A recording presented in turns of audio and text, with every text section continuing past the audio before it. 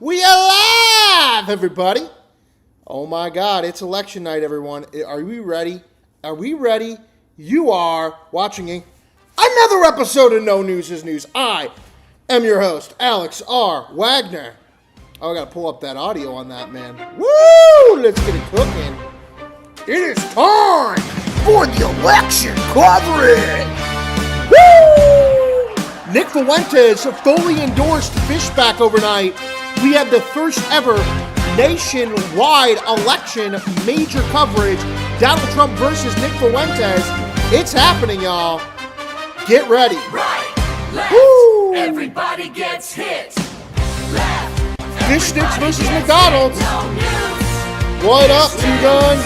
No news. Welcome, comrades. Right, Who will be everybody president gets hit. in 2028? Everybody gets We have hit. how many No days? news. It's news. Oh, man. No news. It's news.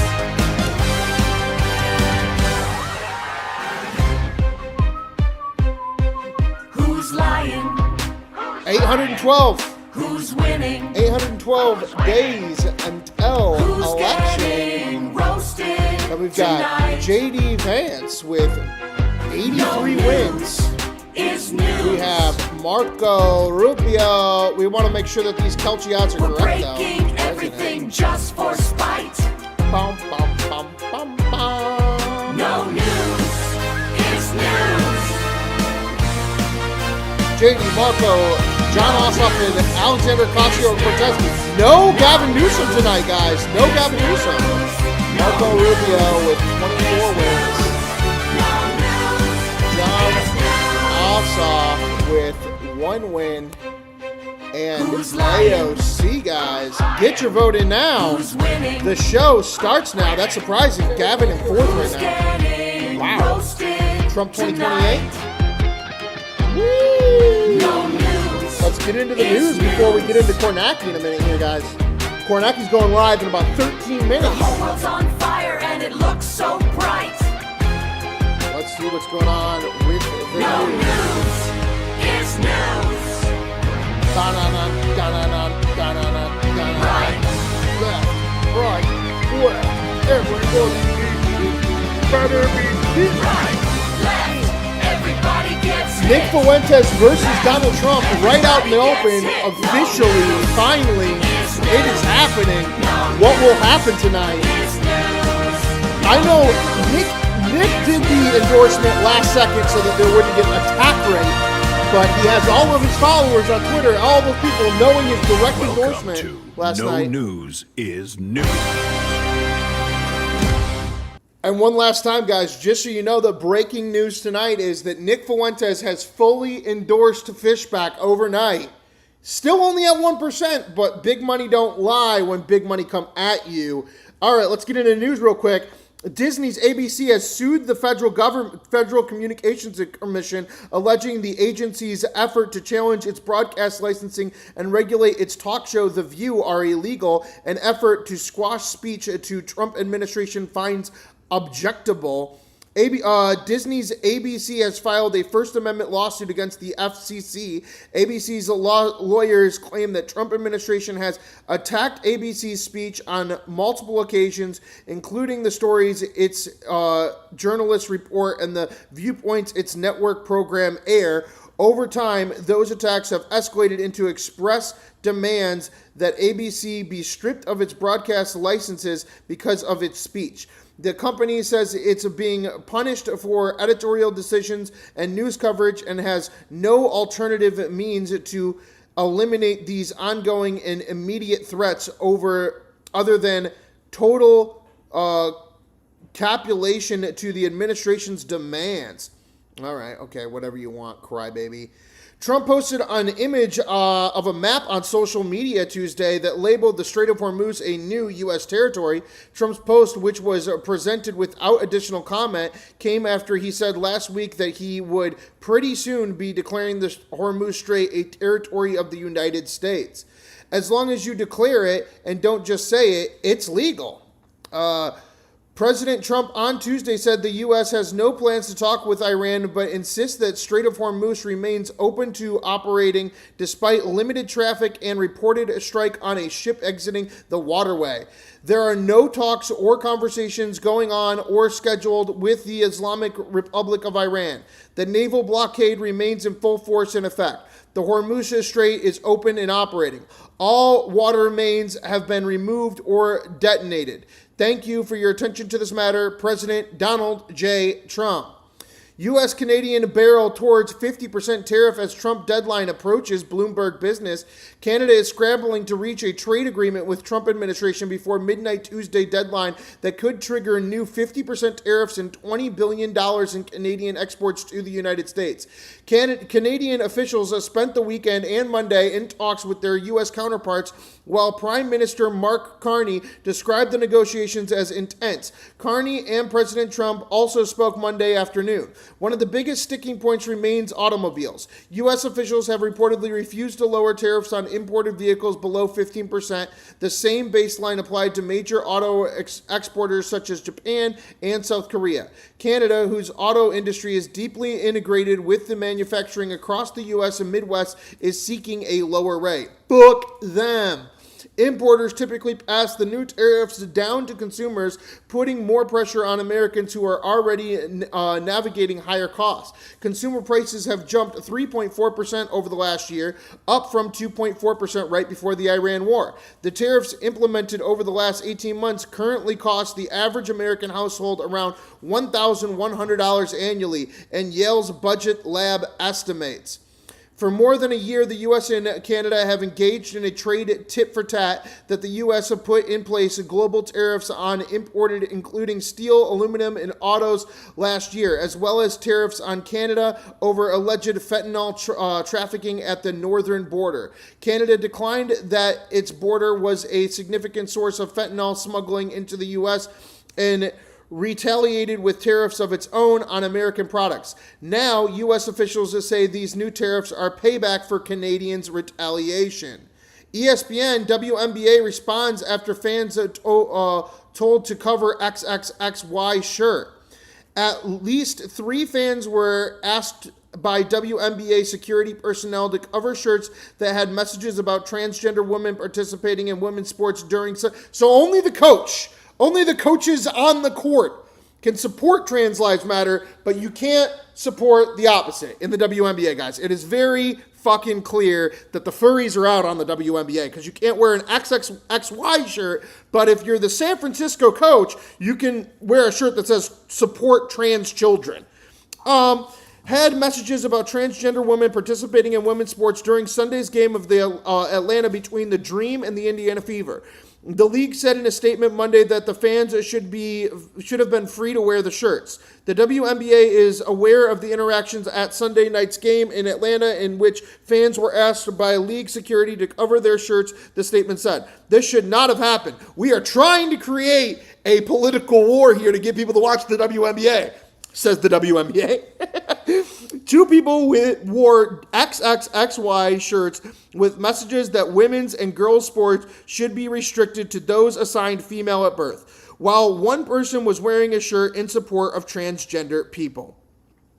Associated Press, the WNBA has been the subject of recent debates on whether transgender women born biological men should be allowed to participate in the league. There have never been such a player in the WNBA, although the league's collective bargaining agreement says the WNBA is restricted to women. It contains no more specific language about gender identity or sex assigned at birth. There have been players in the league who were assigned female at birth and later came out as transgender or non-binary. Sophie Cunningham of the Fever said in an ESPN profile published last month that she was opposed to transgender girls and women competing in girls and women's sports. Her stance led to small rallies and protests outside Fever games in Seattle and Portland, and Storm minority owner Cheseline Clayton was given a 5-game ban for confronting 2 fans who had signs supporting Cunningham.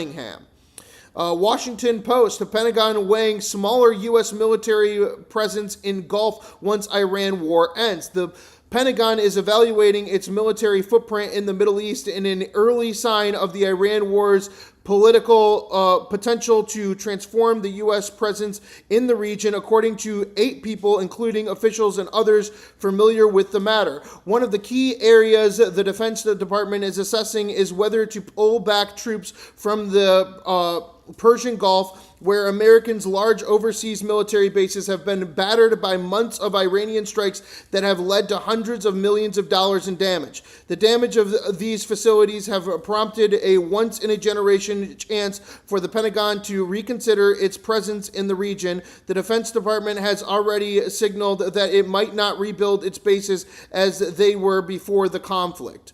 U.S. military bases in and near the Middle East. U.S. troops levels in any region can conflate greatly depending on the security environment, national defense priorities, and various other factors. During major operations, there have been as many as 160,000 troops in Iraq in 2007, 100,000 in Afghanistan in 2011. The current estimate at a U.S. defense official said that there are about 50,000 service members in the Middle East, many on ships at sea in the region. In total, the United States has military facilities across at least 19 states, 8 of them considered to be permanent by many regional analysis in the countries including Bahrain, Egypt, Iraq, Jordan, Kuwait, Qatar, Saudi Arabia, Syria, and the United Arab Emirates. Trump at the base in Qatar in May, Washington Post says, in April, the center-right American Enterprise Institution established it would cost $5 billion to repair the U.S. bases that have been targeted by Iran. Multiple people familiar with the Pentagon's analysis cautioned that any permanent changes to U.S. posture were still distant and would require the approval of senior administration officials. Allies in the Gulf have for decades depended on U.S. forces for their defense. Any regional drawdown could leave states unable to defend themselves against Iranian attacks. Investing in domestic capabilities or partnering with other powers to offset the shortfall could take months to years. NBC News, Hayden Panettiere's ex-boyfriend was at the scene when she died, police reports say. Hayden Panettiere's on-again, off-again boyfriend, Brian Hinkerson, and his brother were at the South Carolina apartment complex where the 36-year-old actor suffered cardiac arrest and died Sunday, according to newly released police reports. The report says that Hinkerson showed responding officers a bag of medications Panettiere had been taking. Police said emergency crews were already treating Panettiere when officers arrived, and she was pronounced dead at 2:32 p.m. at the scene. Her cause of death remains under investigation, although an autopsy has found no signs of trauma. Panettiere and Hankerson's relationship drew headlines after his 2019 arrest on domestic violence allegations. In her memoir, published the 3 months before her death, Panettiere alleged Hankerson physically abused her during their turbulent relationship. Hankerson later pled no contest and was sentenced to probation. And now he was fucking her, and then they were doing a bunch of blow, and then she died. Drug addicts die. The drug addicts die every day. I'm sorry. Oh, so sad. So sad. Why don't we listen to all the podcasts where she was on fucking crack cocaine like fucking Hunter Biden? Yeah. So sad. The fucking stupid, lying woman died because she took too many drugs. Oh no. Let's all sympathize, guys. Story was discussed on the podcast today. An estimated 3.2 million vehicles nationwide currently have an outstanding park outside recall due to the risk of them causing a fire, even when parked and off. The rise of those recalls is being driven by the grounding number of electronics and batteries packed into modern vehicles, including ordinary wiring, seat motors, starting relays, and high voltage batteries and more. All right, so buy a new car, guys. Your car's going to explode. Yay! Exploding cars on the rise. Woohoo! Polling shows Senate Democrats competitive or up in places like Texas, Iowa, and Ohio. New polling, deep dive investigation into 3,000 Senate polls over the last 4 cycles. They've overestimated Democrats in all 4 cycles. 73% of polls overstate the Democrat, and it's worse right now in the summer.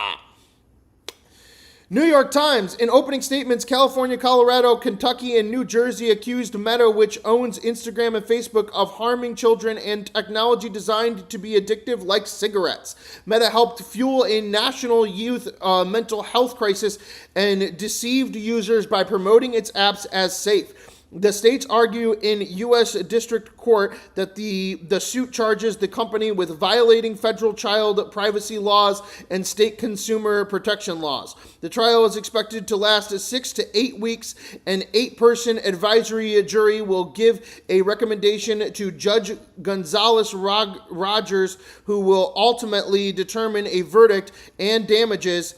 The states plan to call Meta's chief executive, Mark Zuckerberg, to testify. The attorneys general also plan to use internal documents and interviews with current and former Meta employees to show the company's internally discussed how tools like infinite scroll and beauty filters, photo effects that alter a person's appearance contributed to compulsive use, anxiety among young users. Still, the company promotes its platforms as safe for youths, the state claims. And is that the story? No, we got one more. Washington Post follow up on that Meta story. Meta has rejected the state's claims in court filings, arguing that the case failed to show evidence of real-world harm and asked widely unreasonable damages, $1.4 trillion. The state AGs may call this a landmark case, but their limited claims are unsubstantiated and their financial demands are vastly disproportionate.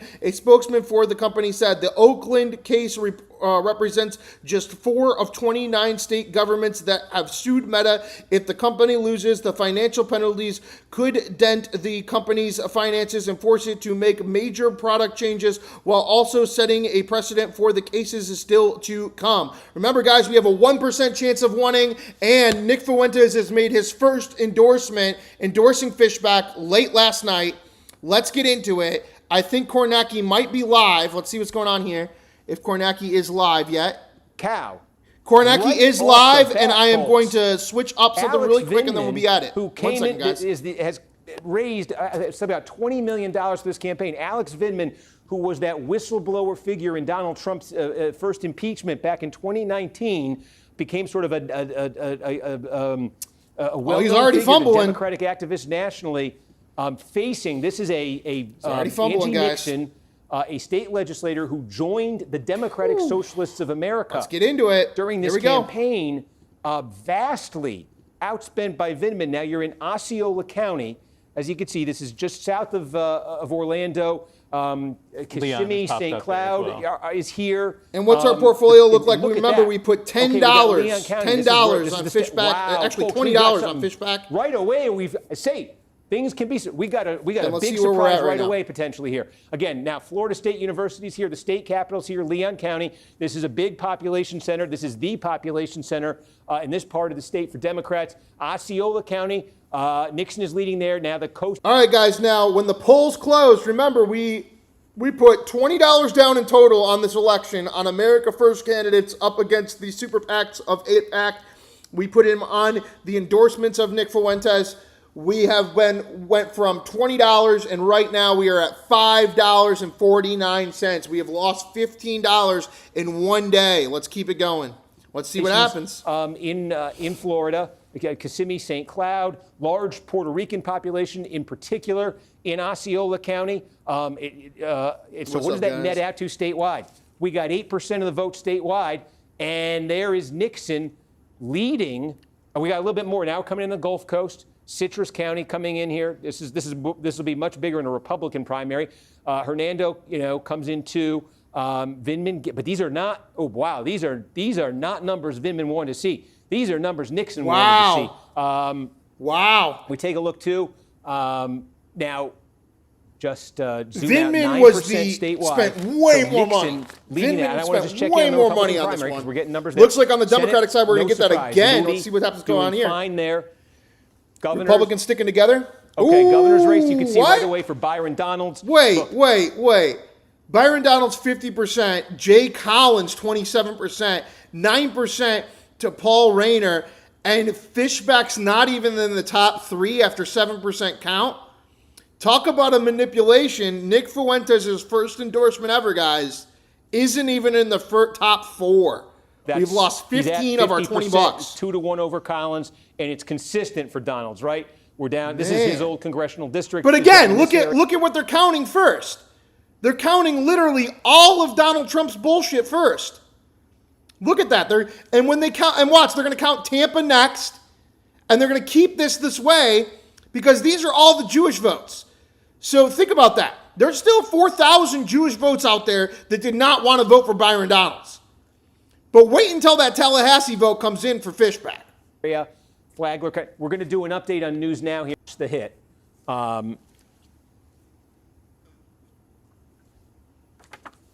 Is that coming on right here?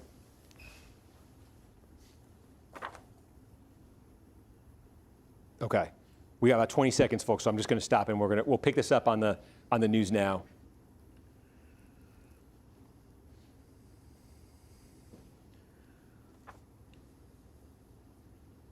We're at $4.76 now, guys, folks, out of our 20. This is a huge surprise right away. But remember, they're counting West Palm Beach first. Right. Charlotte County. I know. I dressed up for tonight. So I know. Nixon has Broward right now. It's gonna be a sad night. Has Osceola. This is Alachua, right? This is where Gainesville is. University of Florida. You know, again, state capital, Florida State's in. Oh, there we go. We get the Leon Tallahassee. County. Get that Tallahassee. Small here. These are. So there is. That does put her ahead in the count. Boy, Miami-Dade. Last week's winning went to my head. It did. These 3 counties in the Democratic primary. But I'm just going to hold on Broward, these ones, guys. I mean, we got $20 $20 on Fishback. Broward is the single biggest. And Andy Baker, that's why for that matter. That catches my attention 2 right American away. first candidates. The other thing that I would say that we've seen, remember, this is early vote that we're this looking is at. Florida. These big chunks was are always coming out. a little doubtful. Remember these DSA candidates, the candidates on the But left. the fact that they're even when they announce the polls, they're counting West Palm Beach first. They're going to count Tampa right after that. They're going to leave Tallahassee and Miami off the rocker. They're literally making sure that McDonald's doesn't lose any of his shit. You know, tend to do better elsewhere, at least, with the election day vote, i.e., the vote that is yet to be reported out here in these counties where you're seeing results. Oh, these are all mail-ins. That trend holds. That's obviously is what you have. Obviously, yeah, I think right away a surprise here potentially in the Democratic primary Count for the United the States votes. Senate in Florida. Now this is a race here because Marco Rubio, the Republican, joined the Trump administration. I'll show you on the Republican side quickly. Ashley Moody, who was appointed to replace him, certainly in good shape in the Republican primary. The Democratic primary, Alex Vindman, if you remember this name, he was the whistleblower at the heart of the first Trump impeachment back in 2019, which made him something of a folk hero to Democrats nationally. He raised a ton of money for this campaign. His opponent here, state legislator Angie Nixon, running to his left, joined the DSA, Democratic Socialists of America, during this campaign. Vindman was thought to have a wide advantage over her. Certainly, vastly outspent her. There was some criticism that Vindman might be taking this for granted. And wow, these early returns have him in a real fight. I mean, in early, we've got nearly a third of the vote now in statewide, and you can see Vindman is ahead in the count, but it's close. And a couple things that jump right out here. Broward County, one of the biggest vote-producing county in a Democratic primary here. Nixon leading there with about 2/3 of the vote in Broward County. She's doing very well in Osceola. In the this is Kissimmee, St. Cloud around here. I think not surprisingly for a candidate on the left, Alachua County, Gainesville, State University of Florida is here. She's doing well there. She's doing well in Leon County. And what those numbers are doing is they're keeping her competitive. You do see more of the Vindman numbers, the Vindman shade of blue popping up here, north of Tampa along the Gulf Coast. These are smaller counties right here, but you do see Vindman leading there. And on the Atlantic coast, Flagler, Volusia, go down to Brevard. I'm looking at some of these. And Indian River coming in, Vero Beach is here, Vindman getting a big margin out of there. But he's in a real fight right here. Really want to see what Miami-Dade, what Palm Beach look like, what Orange County looks like when it comes in, Hillsborough. But this was... Again, they're counting all of that Trump land first. To make this Senate race keep those odds down. Also, November. All over Twitter right now, all over X right now, they're posting over and over again. Look at the Kelce odds. Byron Donalds wins the gubernatorial. They got less than 1%. They're like using it as if it's the election. So calm the fuck down, people. None of the old Jews in West Palm Beach were ever going to vote for Fishback. But Fishback did get an endorsement from Nick Fuentes late last night. I think we might see a little bit closer than we want it, and I think that mainstream media isn't going to want to talk about that endorsement, and they're going to do everything they can to keep Byron Donalds ahead the whole night. Home state of President Trump. What you're showing right now, you're right. It is not good news for And they keep Vindman. showing the Democratic I do wanna side like ask we him, give a sorry fuck. you made this It's point. Florida. Do we know some of this early vote or the vote that you have The only right thing now, we is care it about the is the early vote, is it the mail-in gubernatorial vote, or race these votes for the today? Republican No, that's side. right. That's what they do in And they're Florida. I'll give you an literally example not here in showing Broward us it County. You on see about purpose. 2/3 of the vote is now counted. That's early vote. That's vote by mail. All of these counties get that ready, and they report it out very quickly after polls close. And then in the next hour or two, they report out the vote that was cast today. And it's an important point, Tom, because what we've seen in other states, I don't know if it'll be true here, but we've seen the candidates on the left doing better with that election day vote, that same day vote. That's the vote that has not been reported out yet. And you see Nixon in it right now. If that trend continues here, that could be very favorable for her. Just real quick on a clarification point. When you're saying candidates on the left, are you saying the more progressive candidates do better in the early vote, or that's not really the case? Yeah, no, we've seen these candidates, these DSA candidates, in a lot of other states. We have seen that election day vote, the people that went out and cast it in person. That's been where they've really, really performed. El best. Said won off That's of a mail-in younger in voters that are Detroit. going out, folks. Whereas off. the vote by mail tends to be an Lies. older demographic that's Just doing it. straight up We've seen that fucking in other lies. states. He won off the As fucking you know, mail-in. Tom, Florida can be its own universe, but if that continues here, that could be significant. It is some interesting data. Again, as we always say, the caveat. But it's why very are we early, but covering Steve, I'm glad you pointed Democratic that out. Florida Really instead of the interesting stuff. governor's Thank you race? for that. We're going to turn.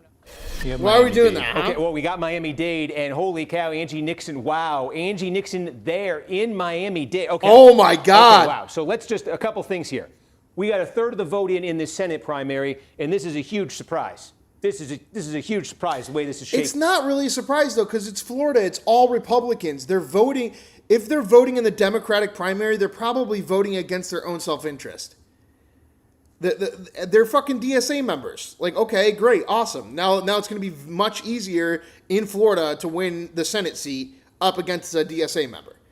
Like, this is an orchestrated Florida fucking thing. 7, the Mills District. We do have results out of Volusia. Okay, there. we do. So, okay, here we go. The only thing we're worried about is this governor's we've race, got and they're that- not showing it for a reason. Volusia County here, Mills leads the early Alvin vote Larkin's here gonna over get propped Ryan up, Elijah. too. Again, there's other They're candidates here. gonna go, Ryan "Woo!" Elijah broadcast a Good Morning Florida. Orlando. He was the Doing it on purpose. co-host of that show. You know, you could see and then you've got Seminole County, which is the fast-growing suburbs, kind of growing from the Orlando area here. This is about the division between these two counties it's about 50-50. I think there's going to be a little bit more vote in Seminole County than there is in Volusia in this Republican primary tonight. But so there's Mills with the early vote in Volusia County with an advantage of just 6 points over Elijah. So absolutely a contest there right now. So as Adam says, that we're keeping an eye on that. That's an incumbent who's in potentially some trouble. Okay. Do we have other House races, Adam? I think Yeah, that's the only just House race. don't that look we at the have governor's a race. bulletin on right now. Okay. Do whatever because you can to obviously make sure you it don't just, show that. I'm Because jumping down that's to 25, racism if Fishback gets in. What 25 is this Democratic primary. Come Again, on, it's this, guys. There's it one election we spans care here. about. This is Palm Beach County. This is Trying to Broward act like it's County. a walk This away. is Miami-Dade County. And you see Angie Nixon in the The governor's last time they race. showed it, This is it just had a sliver of those 7% counties. counted, and But it was Angie all Nixon West Palm Beach. leading Miami-Dade and leading Broward so far. Show us So that we're saying Miami now, fucking this is count, a bro. This is a slice of Miami-Dade, a slice of Broward. But it makes me a little bit more curious about it if something might happen there. In terms of that DSA candidacy, again, just given that that's where Nixon ran in this primary for Senate, and We're down to check back in on $3. that now. Look at that. That's We what got I'm saying. nearly They're 40% of the trying their voting, best and to Nixon really. leads the count. She's Oh, there's powered no certainly chance. by Oh, there's some no popular- okay, chance. this just came in too. He got a Nick Duval Fuentes County. endorsement. That means he's Look definitely not at going to win. this. Now he's a Look racist. at that margin for Nixon in See, Duval we'll County. see. Gotta wait it out. A 57 $2.60. point margin. You have $2.60 over Vindman. So now now. we've got nearly 40% Out of 20. in. This is a well, I'll tell you what. There was talk that Vindman was taking this for granted, and these results are have got to be a bit of a shock to him and to the party establishment. And again, this is This is a race the Democrats. It's not. It's not, because the DSA is going to win in Florida because everyone in Florida is a Republican. This is fucking grifting. Get back to the real election, my maybe guy. they could put into play if the climate was really working in their favor, but they were all. They're not going to show us numbers at all. I think 20 they're not even going to let us something get like back to 40% because they're not even going to show us it. Premised on him being because they don't want to the be candidate. Propping up a white supremacist. Oh my God! What did we just get? Another big batch? Was that Hillsborough? I think Hillsborough just came in. I mean, look at this. Nixon leads in Duval. She's crushing it. Leon County, state capital, Tallahassee. She's crushing it. She's up almost 10 in Hillsborough. These are big counties. She's up in Osceola County, where I think we're now getting same-day vote. And I think if we're seeing this right, this is key. That would indicate the same-day votes coming in, and she's winning it, as we were thinking, by a wider margin than she was winning the early. And if that's true, then this is even better news for her, everything you're seeing. Look at that. She's up in Broward, and she's up in Miami-Dade. I mean, these are. Yes, El Said did win Detroit. You're an idiot. You're an idiot retard if you're going to say he didn't win Detroit. He won Detroit. He won the mail-in vote at 2 a.m., and that's how he won his election. Go back and watch our coverage of it. I'm pretty sure you were there, so don't be that retarded. You literally watched it. He won at the end of the night when the mail-in vote came in Detroit. Big pieces of the puzzle right here. He might not have won Detroit. Counties now, but he won the mail-in, which is the point. They're saying that the mail-in always represents the establishment, and that's not true. Translates into Vindman is in deep trouble right now. Okay. Adam, let's keep talking about Democrats in Florida because we don't want to show the actual election. We've got some House results. This is so fucking fake. What is going on here? And again, just so you know, we've been looking at the other statewide races. What is the this? other This is statewide fucking races are bullshit. all going as I think they were under the redraw. It turned it into a district that would have gone for Trump, and now we're getting some results. Now, there's a lot of geographic division in this. Ben Butler is expected to do well in sort of these heartland counties right here. Okay, great. Go to Andy Fine. Add up to go to Andy Fine. Go to Byron Donalds. Go to the 8-pack people, you motherfucker. And you can see that. Look at that. Bought and paid for. Fuck. Why aren't you showing us the real elections? Okeechobee's one of the smaller ones here. It's about 6% of the vote. Oh, you fuck. They're going to steal our money. 20% of the vote. They're going to wait all night and not show us. And then that way our odds can't ever go up. Run up the score. Oh, fuck He's going to run up the score here. This is so manipulative. Chalifo was Soto's opponent in 2024. He's running again. This is his base, Osceola County. He was on the school board there, and he's leading the count right there. And Osceola is going to be about 21% of the vote. What we really have to see here is Indian River. Because this is going to be about 40%. No coverage of it. This is going to be about like 40% they're literally of the vote. not going to fucking. This is where oh Dan my Green, who God, spent a ton of money. This should be kind of his base. Keep their money, save their money. Chalifo. Don't let us sell out. A little bit here in Polk County. Don't show us any kind of. In Orange County. They're not even going to show his name. Martinez is from. They're going to go. They're going to cut to it at the end of the night and go. Byron Donalds won. Right, is going to be going. So they don't have to show Fishback's Soto, name. A Democrat in a redrawn district. Fucking disgusting. Redrawn to be Trump. It would have went for Trump by nearly 20 points. And it's one of these districts. Osceola County is one of the largest Puerto Rican populations in the country.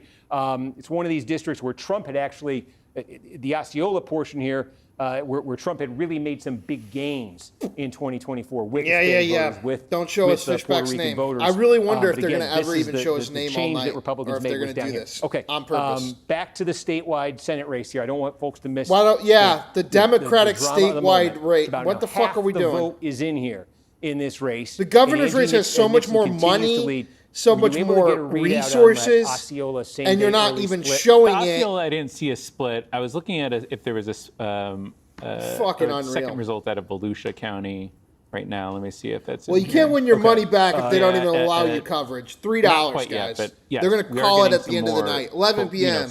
We declare Byron Donalds wins. Never so show to track down Fishback's face. What exactly is election day? Yeah, we also have an update in 19. We have got some stuff in 19. Okay, yeah, we'll take a look at that one. And if you can, if you can in 19. That was the one. It's not on our shortcut, but Oh, we this cheated is up our earlier. as island. the- This is yeah. Yes, this is our Guys, I was we've been watching for 20 okay. minutes now. Let's They have not navigate- even I'm shown sorry, folks. We the do these governor's house race races, other it's than the just we first gotta, 3 seconds where they go, look how much gotta- Byron Donald's up by. There we go. Then they just So here wait. we go. This is the one. Like, guys, like, this is so fucked. They're going to be like, look how much he's up by. And then everybody online's like, Fishback has a 1% chance on Kelchi. Obviously, Byron Donald's going to win. Look at how many votes he had at the beginning of the Cornaki camp. And then they literally don't show Fishback's face. They don't, endorse a neo-Nazi or Nick Fuentes as candidate.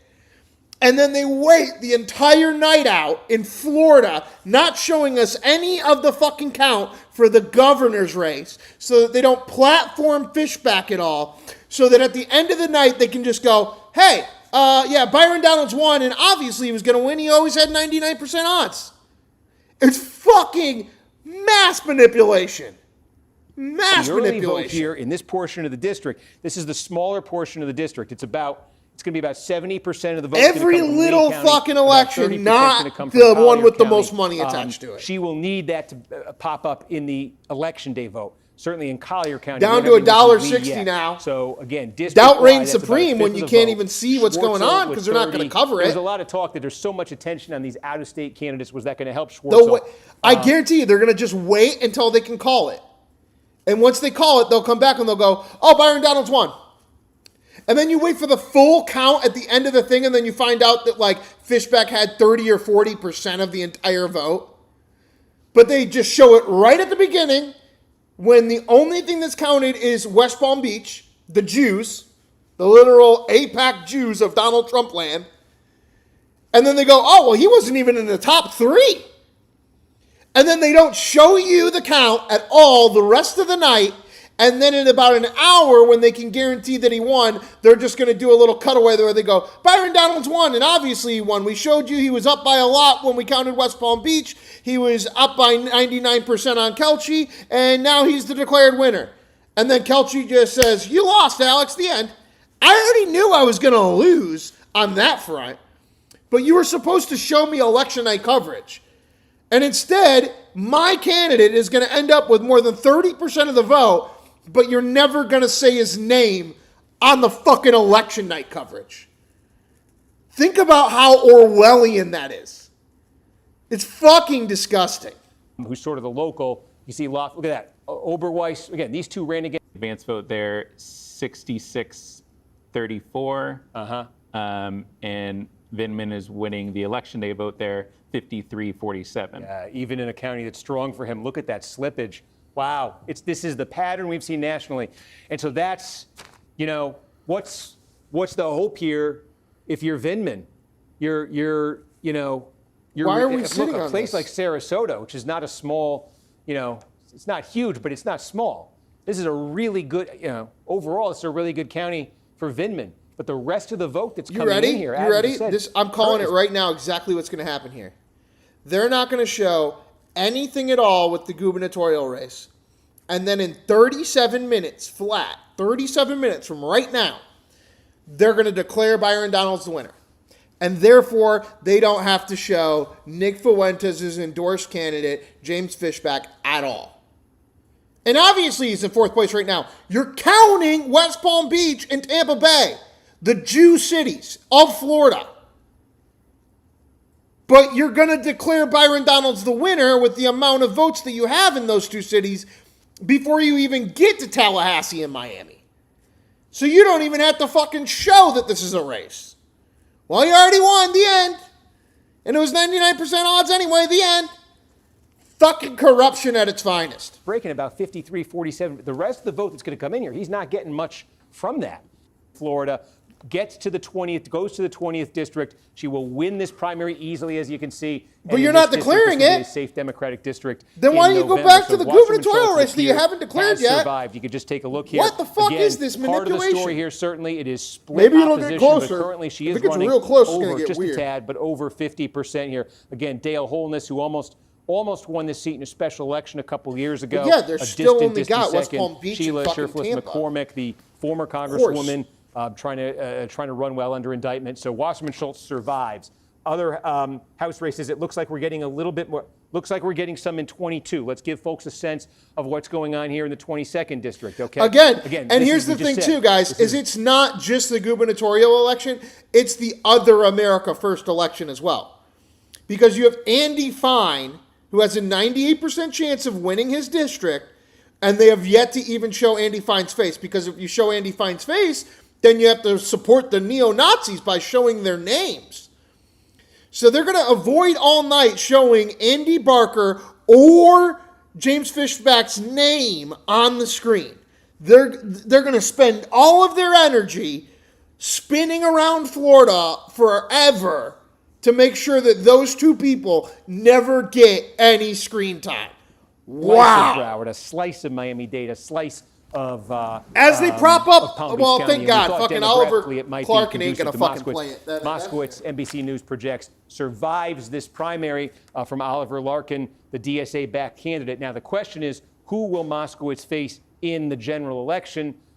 We don't have numbers yet here. I imagine they're going to populate any second. Yeah, they'll populate in the next few minutes. Yep, it's just the system is getting I would say it's a ton of numbers coming in, so our system, it takes a second to filter them into the right race as these numbers come in. You just saw them come in there in the Democratic race. Scott Singer, the mayor of Boca, I think a lot of folks might have said he might be the favorite here. We just got the numbers. And interestingly, wow, George Moraitis.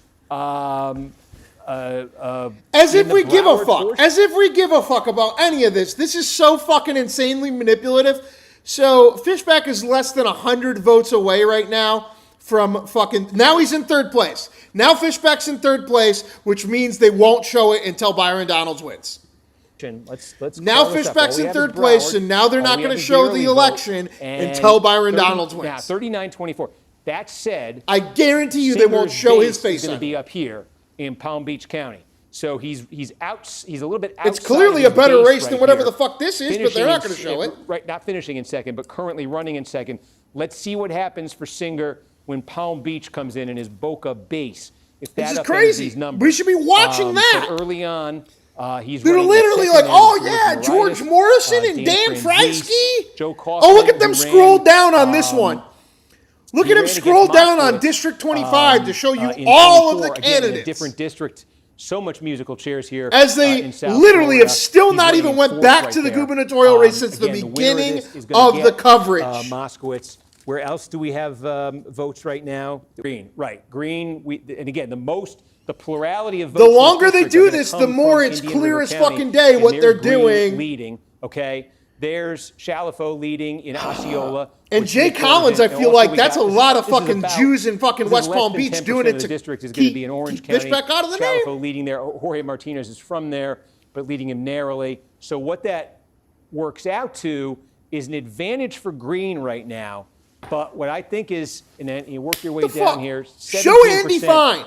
Show Byron Donalds. Now, what the fuck are we doing? What's interesting here is what's not filled in. You fucking APAC-loving fucks. A real big question. Highlands County is going to be just about 20% of the vote. About Unreal. 20% of the vote in this district is going to come from right here in Highlands County. This is where Ben Butler is from. And just sort of culturally plus and demographically, 0.3%. these counties down here 0.4 on Byron Donalds. The rest of the district. Up to almost 9% now in third place. To turn as you start to count the non-Jew votes. Dipping into this part of the state, which they call sort crazy of heartland Florida. It's rural. And yet still our portfolio's at $1. Why? Because Cornaki ain't going to cover it. So everybody's like, it's already over. So far, Okeechobee, the one mass county from that region that we've seen come back, looks so different than the others. Look at the number Ben Butler's putting up right there. If he puts up anything like that in Highlands County, I didn't see this coming at all. This is crazy. Also, there's a little bit of Glades County here too. 25 minutes, zero coverage of the gubernatorial race. We haven't seen anything from yet.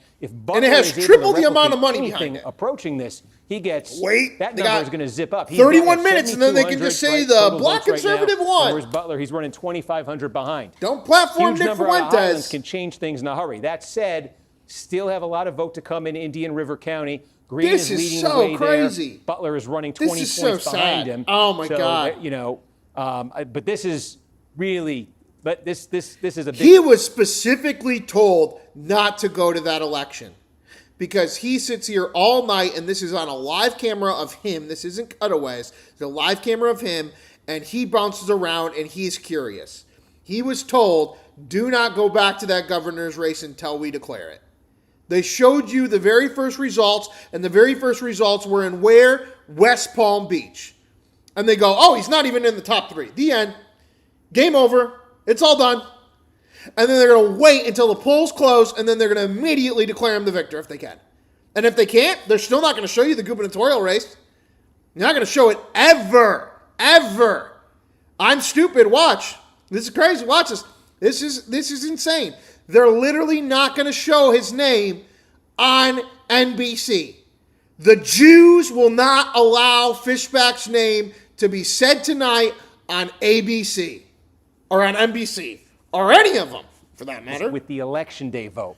And if that's Back the to case, fucking again, Corey be in big Mills and trouble because, Elijah look, fucking Ryan. He jumped out to a The lead in the fuck? early vote here in Volusia. And now, Curiosity if out the Elijah window. keeps hitting the election day vote at the clip Adam just said, Elijah would probably catch Mills with the remaining vote there in Volusia County. Wow. And we have to see if it looks any different in Seminole County. But potentially that is, this is an incumbent who's clearly in some trouble right now. Some big trouble there. Go to the gubernatorial race. In the 6th, I You did want to fucking check in. We oh, said we thought finally, Randy Fine Fine.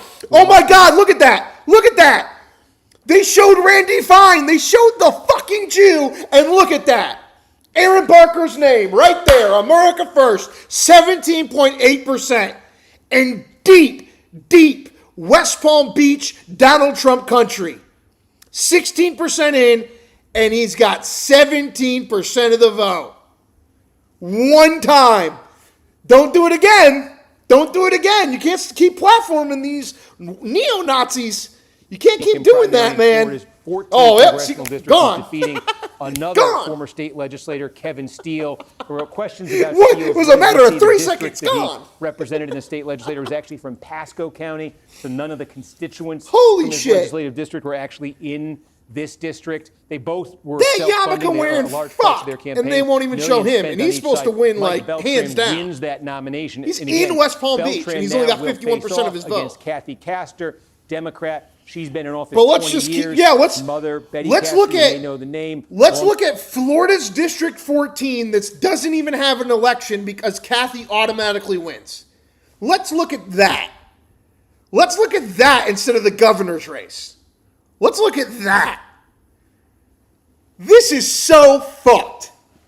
time fixture in Florida, Democrat just by more than 10 points. Back to 14. Beltran, this would be a pickup for Don't show Republicans. Randy One of four Fine. that they're targeting. Don't show In a Byron minute, We're Donalds. going to go back on news now. What Don't else do show we the have? Jew ones. I don't want to neglect it. The Democratic Senate primary. Back to the 70% of Democrats. vote. Here we had- go. I mean, and we got some we got Palm Beach County in. Yep. Vindman is leading This there. shit is he fucking gets a bounce out of nutso. Palm Beach County. Somebody Just taking deliberately 30 seconds said, to do the not news go to now. the governor's race. Again here. There's no way you wouldn't be Lee clicking on the Colley, board these for are it. bigger in Republican primaries. He has went around the horn on every single one of these elections at least 3 times. And he has not even clicked on the governor's race. He has not even clicked on the governor's race. Hey, what is going on? Never saw your videos before. Literally, this is what's going on, guys. Just let me explain this really quick. So, Andy Fine wears a yarmulke, takes as much AIPAC money as humanly possible. Endorsed by Donald Trump, endorsed by the Republican Party, endorsed by all the Jews in Israel that all live in West Palm Beach. Okay? I put $5 on Andy Baker. They've only shown that election one time. He only has 50% of the vote, but they've only shown that election one time. The other election, we got Fishback, who is endorsed by Nick Fuentes. We have Fishback, who is endorsed by Nick Fuentes. And we got black, cool, conservative Byron Donalds, Mr. McDonald's over here. And Mr. McDonald's has got 99% on Kelchi because the Jewish donors have put down all the money on it. And NBC literally opens up their coverage showing us the gubernatorial race because it has triple the amount of money in it versus every other race. They show us that Byron Donalds is winning with 53%. And Fishback, he's not even in the top 3. Why? Because you're counting West Palm Beach. And then they go around the horn and they show you every single election, Democrat and Republican. 4 different times, and they make sure not to go back to the governor's race. Why? Because we got 26 minutes until we can start declaring elections. And in 26 minutes, we can just say, Byron Donald's going to win. And then you never have to show the name Fishback on the screen. You never have to show the Nazi-supported guy on the screen. This is the manipulation that everybody needs to understand. It's not left, right. It's not Democrat, Republican. It's Jew APAC, media, all of it against us. Against us human beings. It's the Jew APAC and the NBC and the orchestration of media against all of us. All of us. And you're going to fucking see a mass manipulation of a betting scale to make sure that Byron Donalds wins this election and that we do not platform the ideas or values of Fishback, which are what? No flock cameras, no data centers, and increased taxes on OnlyFans. Wow. What horrible ideas. What horrible ideas to be spouting. No data centers, no flock cameras, tax the shit out of OnlyFans. Wow.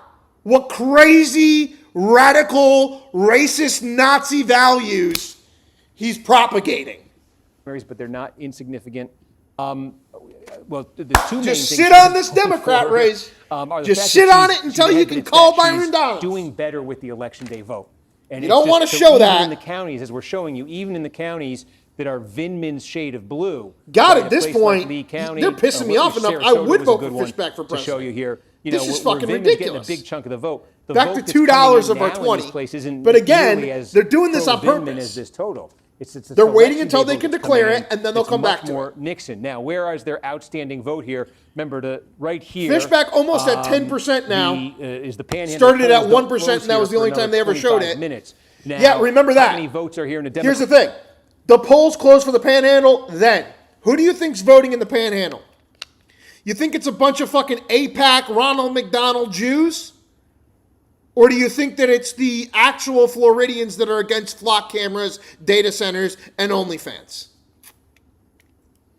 We'll see. Maybe at the top of the hour, instead of declaring the election for Byron Donalds and just walking it off, they might actually go back to it and show us the count. But it would be quite fucking interesting to see how many votes come up for Fishback in the Panhandle. Non-Jew territory. Probably 3 to 4%. Some debate. And again, we're doing all of this speculating over the state of Florida on a Democratic fucking primary Senate race where the person's guaranteed not to win because the Republican on the Republican side is a woman who was endorsed by Rubio to replace Rubio. So why are we showing this instead of the gubernatorial race? Well, because the gubernatorial race has a guy that's against data centers, flock cameras, and OnlyFans, and he's a racist Nazi supporter fucking helped by Nick Fuentes. We need to make sure that the Ronald McDonald Jews win the day. What does this represent? If this is thank you, Cornaki, for your mass manipulation of the election on live television. Back to Palm Beach, back to statewide Florida, all on the Democratic Senate ticket. Don't go back. Don't go showing it. We know. NBC told you don't click on that governor race.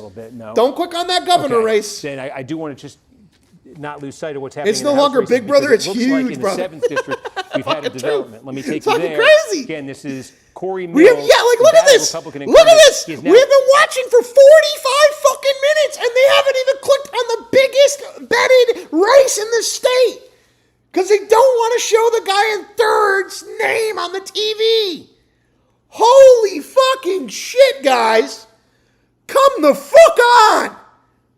Nick Fuentes is here to stay, and y'all are going to fade to the wind. Y'all are going to fade to the fucking wind. Okay? Like, you might have it right now, but pretty soon your generation is going to fucking die off, and then we're not going to do this anymore. So you can sit here and hide it all you want right now, but eventually it's over. So that's what you guys get to at least be happy about, is that eventually all of these old hags, including Steve Cornaki, will die. They will all die of either heart attacks or fucking cancer or whatever the fuck else they're doing. And once they're all fucking dead, The youth will actually want an election that benefits them, that gets rid of flock cameras, that gets rid of data centers, that gets rid of OnlyFans. But right now, we've got the Jewish AIPAC and fucking NBC and Cornaki all in cahoots with Kelchi to manipulate the gubernatorial race to make sure that the Nick Fuentes endorsed candidate isn't even seen on the screen. Wow. Fallen behind Ryan Elijah. And why? Because Why do I hate OnlyFans so much? Why do you want to just masturbate and goon all day, you fag? What we said, the Election Day vote. Adam told us about the first 3,000 votes of Election Day vote in Volusia County breaking for Elijah. I said, maybe it's an outlier. Let's see more. And just so you guys know, I said bag there. I did not say the other one because I grew up in the Midwest where that's what we always said. Bag. Now we've seen more. More Election Day voters come in. It continues. Elijah is pouring it on with the Election Day vote. He's now taking the lead in the count in Volusia County, narrowly, but he's taking the lead. The trajectory, the important thing is with 17% but of the vote. just understand that, like, they're all on the same side here. Because, again, they're showing us races that have no fucking bearing on anything, and they're not showing us the race that has $28 million on Kelchi on it. They have not shown it once. He has been on the air for over an hour now, and he showed it at the beginning and never again. Which is less than 10%. It's about Never 21% of the vote is going to come out of Osceola County. It's the most complete county in this district, outside of Okeechobee, which is very small. So Chalifo is kind of breathing down Green's neck right now, but I think that the Chalifo has sort of, let's use a Florida fruit analogy. At least you figured it out after the Uniparty. Yeah, like, this is so fucking manipulative than the other candidates have. Why? Because Chalifo's base is Osceola County, and it's nearly 90%, right? Green's, if I was Nick, I'd go Indian crazy River, it's right only now. 63%. Like, this is crazy. There's more votes this is the overall first candidate in he's ever Indian River endorsed. Anyway. And again, they're Butler, literally making sure there's a not lot to even come in show Highlands. the guy's Butler's name hope is on that the the Election Day vote until they in can Highlands declare the other guy breaks the winner. his way big time. So that would be his hope. Green's hope. There's no spread on Kelchi, you moron. What are you even talking about? Just, I hate you being an idiot. So have a nice day. Bye. Like, I don't have time Butler's for hope. that The problem level of for stupidity. Chalifo is, fuck are get you outside saying? of southern Orange County and Osceola County. There's a little bit of polk that'll come in. No spread on Kelchi. What the fuck are you talking He's about? running, he's getting doubled up in Indian River, and he's a non-factor in Highlands County and in Heartland, Florida. So I would look at Green, and I would look at Butler right now, perhaps, more than Green and Chalifo, despite Chalifo being in second place. Okay, where else do we have numbers? We've had some... Palm Beach came in? Yeah, we've had some developments in Okay, maybe some... okay, we're going to go over to Alaska now. Don't go to the governor's race. Go back over to Alaska now. 24 and Come the 19. fuck- I've been it's interested so if you're taking fucking 24. Captain Yeah, Obvious. let's get 24 up. Okay, so we're looking at, we Here have we go. Miami, we With have a this fucking sort of a retard. split Bye, here. retard. Oliver Gilbert, okay. Chevron Jones, state senator in the Broward County portion of this district. What the fuck are we doing? You literally won't show it. You literally won't. Like, you could just click on it for a second and go, oh, Byron Donalds is winning again. But you literally won't show it. Is leading Oliver Gilbert. You won't even show Randy by Fine. 9/10 You of accidentally me. So, clicked okay, on that one thing you can once. see, Jones is a state senator. Once. And I'm sorry. This is the note I had. Let me just read this to myself because I want to. Okay, he doesn't want to read it out loud. The note says, don't click on the governor's race until after we declare Byron Donalds the winner. Otherwise, you would be supporting neo-Nazis. Also, that Andy Fine character, don't click on him either. That will upset the Jews. Sort of bigger lead with the early vote. Okay. Isn't that like the biggest race going on right now, the governor floor? Yeah, but not to them, not to the Cornaki cam. They showed it at the beginning when we were counting the very first votes in West Palm Beach, Captain fucking Jewland. And then now here we are when the polls are going to close for fucking the Panhandle, and we haven't even looked at it again. I have a note to myself. Adam, can you check this? I should check Note this to ahead of time. myself, Yes. don't click on the governor's St. race. Petersburg, Gilbert's leading there by 6. Note to myself, We got don't click on the 80% governor's in race. Broward, and Jones is leading there by 9. But you could, again, look at the raw votes. So Almost up to 30% 10% left now to for come here. Fishback in third place. If this pace And again, you were continues, always going to count West Palm that's Beach advantage first. Gilbert, because there's more votes from his portion of the district. Chevron Jones, 80% is in from the smaller portion of the district where he's leading. Only 70% is in from the bigger portion of the Andy district where Fine, Randy Gilbert is Fine, leading. Tiny Hat Fine, And- whatever. Yeah, whatever you want to call him. Found, this The was guy with the fucking... posted yesterday you know. that You Jones know. was leading among the people who had already cast their vote, early voters. The guy with all of 80% the Israel's vote, money. to Gilbert's 26. Okay, so it Reported certainly loser. suggests- All right, bye. Have a great fucking day. Oh, the Jew got real sensitive. Got real sensitive that the entire world is mass manipulating an election for him, and I'm one of 3 voices out there saying they are. we Oh, don't boo-hoo! Oh, boo-hoo! You know, We need those data centers. We need those flock cameras. We need the OnlyFans to go into. A the boo-hoo! Meek family comeback not happening. Hairline and check? There's more votes left from Gilbert's source of strength than from Thank you Jones. very And there much. may be, we'll see, some indications of Gilbert doing better with the election day vote. Okay, that's in the 24. And again, that's an overwhelmingly Democratic district, so you're just looking We at. just got an update in Florida 22. Yeah. Just got an update in not the governor's race, not the Fine race, not the APAC races. In Collier County, and I believe And there it is. Okay. Casey Askar, NBC News projects, Oh, okay. will win the Republican nomination for Congress in the 22nd 'Cause we cared. That's what we congressional came in district. for. I believe We're all here Byron, watching yes. for He's- you and to she will cover face the off again Democratic against, district House race. Corey Askar. Now, Corey Askar had run on. originally Come a on. number of years ago. Excuse Corey Casey Askar. had Well, run a we number of lost our years ago, $20 and we a get to near laugh miss in at the how Republican clearly primary for Congress obvious against this Byron is. Donalds. He ended up suing Donalds for campaign tactics. Again, so now we're talking about a Florida District 22 guy who sued Donalds for campaign finances. Why don't we click on the Donalds race then? After that primary, some thought that might Yeah, negatively nah. affect Askar in Yeah, nah. this race. Donald's obviously going to be the standard bearer for Republicans Yeah, that nah. live here in the gubernatorial race, but not the case. This is Askar's base, Collier County. He like, wins they big did there. everything This is they the biggest fucking part of this could. district. Almost Wow. half the vote comes out of Collier County. Wow. You're winning that 2-1 if you're Askar, and then right next door, Henry. This is small, but between these two counties where you got results, it's more than half the vote. Then meanwhile, you get to inland Broward County, and look at that. Askar is in the game there, so that adds up to an easy victory for Askar. He'll be the Republican nominee This guy again got against Pia Dandia. And this is, I'm sorry, that's the Collier County vote. This district under these We're living in redrawn reality here, lines people, tonight. went We're gonna for live in a Trump little bit of by 10 reality here points, tonight, a little bit more than okay? 10 points in 2024. Captain fucking obvious. We've been waiting so an that's hour and 22. 15 Again, that's minutes, and one you of those haven't even districts shown the Republicans are governor's targeting race. through redistricting, trying to flip. Well, check back in. We had on the Jews Senate vote race. for the second guy, too, to Again, cover it up, Ashley but they Moody- show the top 3 candidates. So, ask oops, if there's gonna be still can't do it. Yeah, just a reminder, the polls close in all of Florida Oh at my the top of the gosh, thank hour. you. That's and right. then I would expect, that race and maybe some others Here I to am follow trying at to the top of the outsmart hour. Yeah, yeah. Hey, don't you remember that we said that at 7 p.m. that we were going to make sure at 8 p.m. Eastern time to declare Byron Donalds the winner?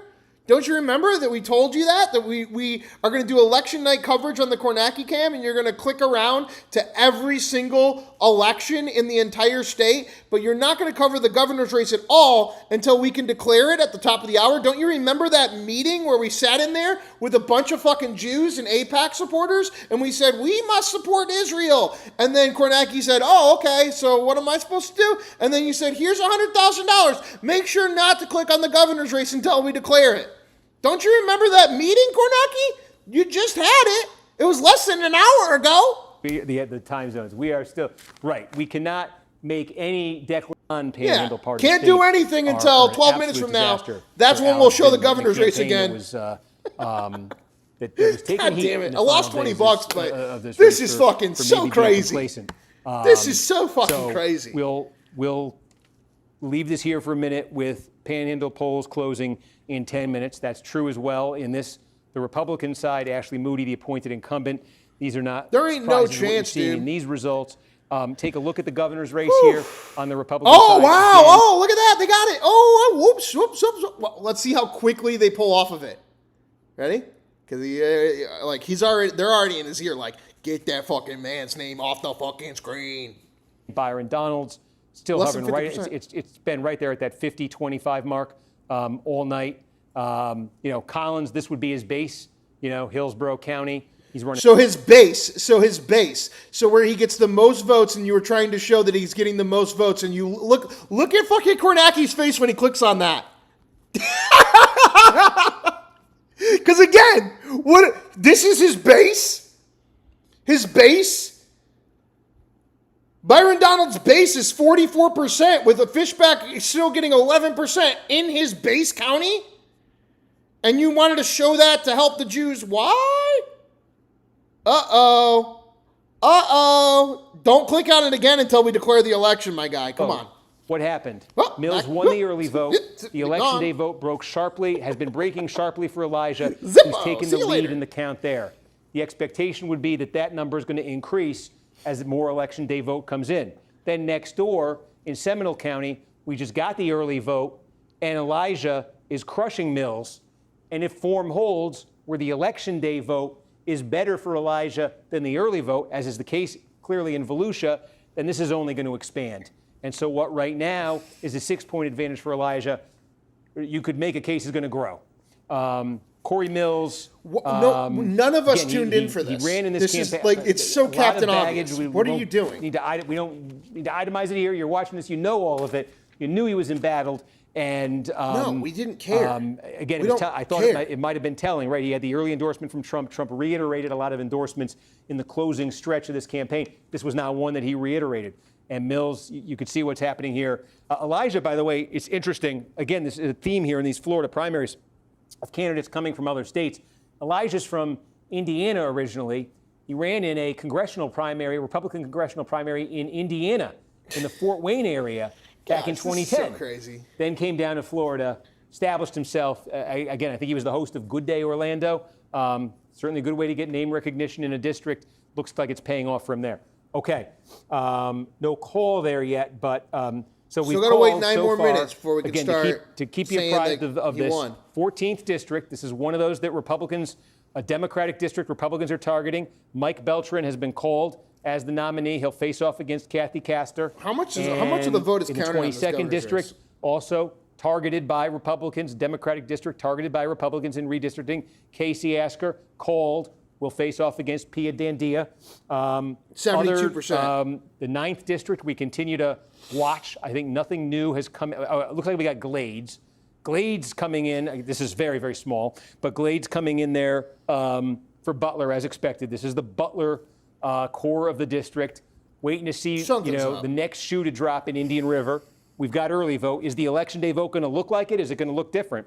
That's a fair question. Still a little bit to come in Osceola County. Shalafo, though, that's where his best numbers are, but there's not a ton of vote left there anymore. Yep, Shalafo also getting a modest lead over Jorge Martinez. Cool in Orange conservative County. Mr. McDonald's. So look at that. Green with the advantage. Butler is the one I'm kind of watching as we get more Highlands. Does that Butler number, because if he could get that number up, if he could build a much bigger margin, a bigger margin over Green than that. Speculating There's a lot of everything, votes there in but not Highlands the County. one that's at There are still a lot of votes in 78% Indian River counted. County, too. Where else? We told you Wasserman Schultz. We also had a call, Don't as worry, we guys, said, got the 7 minutes 25th till they district. declare it. Okay, here we go. We said, would this change, right, that early lead? So Moritas is a former state senator from the sort of northern Broward area. So he did, and we've got he's going to win Broward. We think this might be all the vote from Broward in this district. He's going to win it. This includes areas he represented in the state legislature. We said, though, would Palm Beach, where Singer, the mayor of Boca, would that come in? And look at that. Singer wins it. Franzisa close second. Not wins. I'm sorry. We're at 2/3. Singer's leading it. Franzisa a close second there. And then the Miami-Dade portion, Singer's leading big. That's where it's really delivering for him. Yes. An update in 19, not on your shortcuts, we had a base but we just got Lee Yeah. County there. Okay. Not even Okay. close. Let's get over. Not even close. Find though. our They're way just out here. over here doing this dumb And- shit. Okay. So we had Collier. We needed Lee. Schwartz, okay. So actually 2 questions here. Is that just early vote in Lee? I think there's some mix there in Lee. And is this, we think Collier's complete? Yes, So Collier should be complete. And if you want to go to the district-wide. Yeah, that's result. wow. And that's, yep. So NBC News projects that Jim Schwartzel will win the Republican primary in Florida's 19th congressional district. Yeah, This is significant. the race we were all looking he at. defeats the Trump-endorsed candidate, Catalina Law. Fishback at 10% now. We just saw it before that check mark came up. Man, that they was really tried that to- was the tell. And you got Guys, this is the same thing as Spencer Pratt, except with the entire orchestrated media up against him as well. This is crazy. They literally have a second guy there that nobody's even heard of, that they had people go out and vote for to fucking push down the vote. The same as they did with Francesca, or with Cynthia. Like, Cynthia Nixon should have never even been close. Not Cynthia Nixon. What the fuck's her name? I forgot. The Indian lady. out of Collier County, where if you remember, But they were like, the first votes Karen that came in Bass here, the and early vote had Cynthia. Schwartz Like- leading by 10. And it's the same We said, thing with this thing, okay, where it's like, that's a good start okay. for him, but with that Trump saw endorsement, was one that going guy. to result in a big reversal on the election day vote? Clearly, Loft did better on the election day vote than she did on the early vote, but only enough to cut what it was a 10-point 4 minutes deficit still to down declare it, 5. guys. And so when she emerges there short, and then you get the early vote, eulogy here a little bit. I mean, he's run for the United States Senate in Illinois. See how they already declared these elections and then they still stay on them and spend more time on the declared elections than they do the gubernatorial race? He's run for governor in Illinois multiple They times. won't even He's analyze run the for counties, 'cause Congress they in don't wanna Illinois. show you that He's come Fishback became or anybody else achingly might have close in won a 2020. He county or lost by, I anything. think, 1.3 Polls points close in in 4 Illinois' minutes. 14th congressional district. He did get elected once to the state senate in Illinois, found his way, as many his age from the north do, down to southwest Florida, and took a shot here. Again, crazy. What a crazy world it is.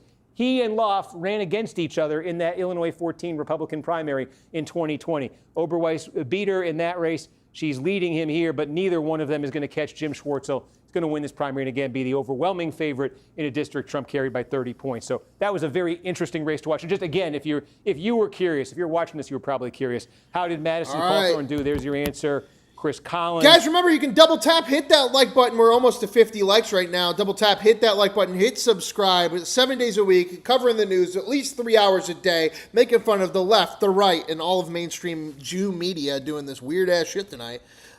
Pulling their fucking own LA mayor's race out of their ass with this gubernatorial race right now. We're going to leave the audio running right now, but we got the runoff. Remember, $5 super chats, add anybody's name to the poll of the day. $10 super chats, remove anybody's name from the poll of the day. Hit that join button, become a comrade, help support the channel. And right now, it's looking like we got JD Vance versus Marco Rubio in the next one here. That now takes you to 90% of the vote in, and Singer now has opened up a 1,500 vote margin over Moraitis. The key there, I think, it's not the number for Singer is good. It's 10 points of separation from Moraitis, but then look what's happening in Miami-Dade. That's the story. And look where the vote is. The most vote that's left to come in this district is Miami-Dade. And Singer is crushing Moraitis there, crushing Franzese there by 20 points. So, look, we think maybe it's possible all the vote is in the Broward portion of the district. There's a little bit to come in Palm Beach. The place where there's vote to come is the place where Singer is by far doing the best. So it's looking, if you're at Scott Singer headquarters right now, Get your vote in you're now. getting really excited. And if you're at Jared Moskowitz headquarters, you're getting the opposition research books out because such it's certainly bullshit. 2 pointing minutes here until they call towards it, the distinct so- possibility that the 25th district, again, will be Moskowitz versus Singer. This is one of the four that Republicans have redrawn to try to get extra seats out of Florida, new seats out of Florida, because under the new lines, Trump would have won this district by 9 points. Right now, an interesting note on this is if you wound the clock back 4 years earlier, right in 2024. In fact, can I show you that? Yeah, Biden would have won it, right? So Democrats, we're saying the Republicans are trying to get 4 new districts out of Florida through the redistricting. The Democrats are hoping that, remember, Trump's had a surge-level support in Florida in 2024. Won it by 13 points. He'd won it by 3 in 2020. He didn't make 10-point gains in every state around the country. Florida was kind of special for him in 24. The Democrats are hoping it was kind of a one-off. That surge level was a one-off. Not that Florida necessarily has become a blue state, but if it were to recede to something closer to 2020 levels, that's what this district let's looked like speculate in everything 2020. on an election that's already won. So that's what Moskowitz and the Democrats are hoping for here. But again, Scott Singer here. The math is working in Singer's 1 minute, favor guys, till in they that call Republican it. primary. There's going to be another update here for News Now. Here we go, 27 I seconds. want to check in. Till they call it. Look at this. He's currently at Look this now. 10.1%. As the what's happening Gotta here call it is, quick. Gotta call it quick. with He's starting to every get more county filled in, votes. the He's going to end up in only thing second that's coming place. in now until the panhandle Gotta call it closes. quick. Everything that's coming in at this moment is election day Count vote. the right votes and the first. election day vote's been real good for Angie Nixon. Double digit. Bro, if advantage Florida for her. has any, if that panhandle pops, now this is going to be until crazy. 8 o'clock. I hope. Because hope at 8 for o'clock, America, guys. These Pray for polls America. Close. All of Florida's closed. And as we say, our decision desk cannot make any projections in statewide races before all the polls are closed everywhere in the state. And now they're going to project when Byron they're Donalds closed, right now. the decision desk can do that if it deems it to be the case. So I just point that out. I point that out with Ashley Moody, the appointed Republican incumbent in the Senate race there, obviously she's ahead by going to win. She's 66 fucking points. 80%. Point that out This in guy's the at 49 and the primary. panhandle's coming in. And you're going to fucking do it. I know it. Excuse me, I see. They accidentally clicked on it. Did you see that? They accidentally clicked on it. And here we go. Yep, they just projected it right now. I literally just watched it. Projection, Byron Donalds wins the election. Why? Because then they don't have to show that Fishback will eventually end up in second place. We're at 8 They o'clock. literally manipulated, guys, they manipulated the election to make sure not to show Nick Fuentes' endorsed America First candidate that was against flock cameras, that was against data centers, and wanted to tax the shit out of OnlyFans. They made sure that they showed this race where they would only count West Palm Beach and inherently Jewish news network areas so that they could have Jay Collins be in second place. They can declare Byron Donalds the winner immediately without showing the election at all. And then when we see the actual vote come in for the panhandle and we find out, oh yeah, Fishback did lose, but he only lost by 7%. Well, we already knew Byron Donalds was going to win anyway, and it doesn't matter that he only won by 7%. Because the fucking Byron Donalds, we already know, McDonald's, Jews,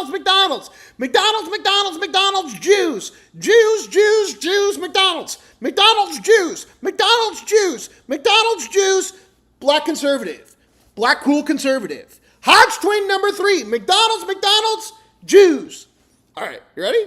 You ready for it to go on? Okay, let's watch That's it. why I see check marks. It's 8 Because they're going to do it. They're going to do it. Ready? I was like, We're going to project the winner is blah, blah, NBC News blah. projects that David Jolly will win the Okay. Democratic nomination for governor in Florida. He will face off in Get to the poll McDonald's against Jew. There you Congressman go. Byron Donalds. NBC And News look at projects he'll that. win the Jay Collins right there in second place. Who the fuck is Jay Collins? I don't know. Kind of seems like a Cynthia character.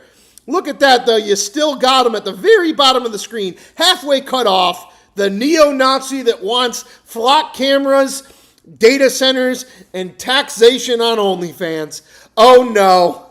Oh, no. Republican primary. Donalds endorsed by Come Donald on. Trump at the start of his campaign, easily Come defeating on. Jay Collins, the I told y'all. the Republican lieutenant. I told governor. y'all. The surprise of the night, though, on the They didn't even count the panhandle because they don't want to show you that he's going to end up in second place. Senate side, not here, where NBC News projects that Ashley Moody, the appointed They're not even gonna count incumbent, the votes will until easily fucking win next the week or Republican whatever primary. now. It's right here. It doesn't matter. NBC News Whatever. Don't even projects count 'em. That 10%. Angie He got 10% Nixon at the end. has defeated Alexander Vindman in Not the Democratic 48%. He primary didn't for the get United 48%. States He Senate got in 10%. Florida. The This end. one is a monster of an upset. Vindman raised a shut up. ton. Race in Florida was not considered looking ahead to Do you November. even have a anything to top-tier watch race. now? Democrats Or are you have guys been already hoping done? they could make it one, but the Democratic establishment, at least, their calculation That was so based on crazy. Vindman I winning told this you. I primary, told y'all. not on I a said they're candidate gonna as call it far right left at the as top of the Nixon hour. winning this Democratic primary tonight. So that's the surprise of the hour statewide in They Florida. literally pulled the fucking Spencer Pratt on the Republican side. Except they're even better with it because they had Cornaki and NBC in the manipulation.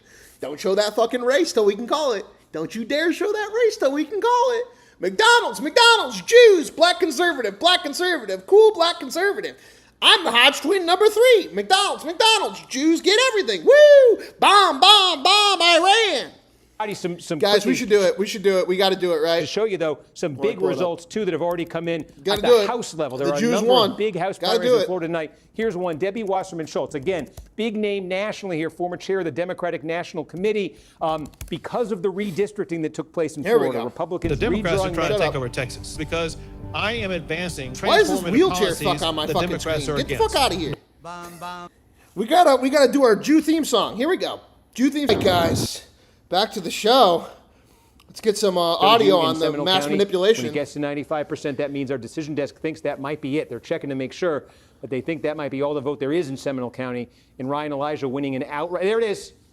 NBC News projects that Okay, but what about broadcaster fine? Ryan Give Elijah me that fine. has defeated me Republican that Congressman fine. Corey Mills in Or the did they just primary declare it without in even showing Florida's it? 7th congressional district.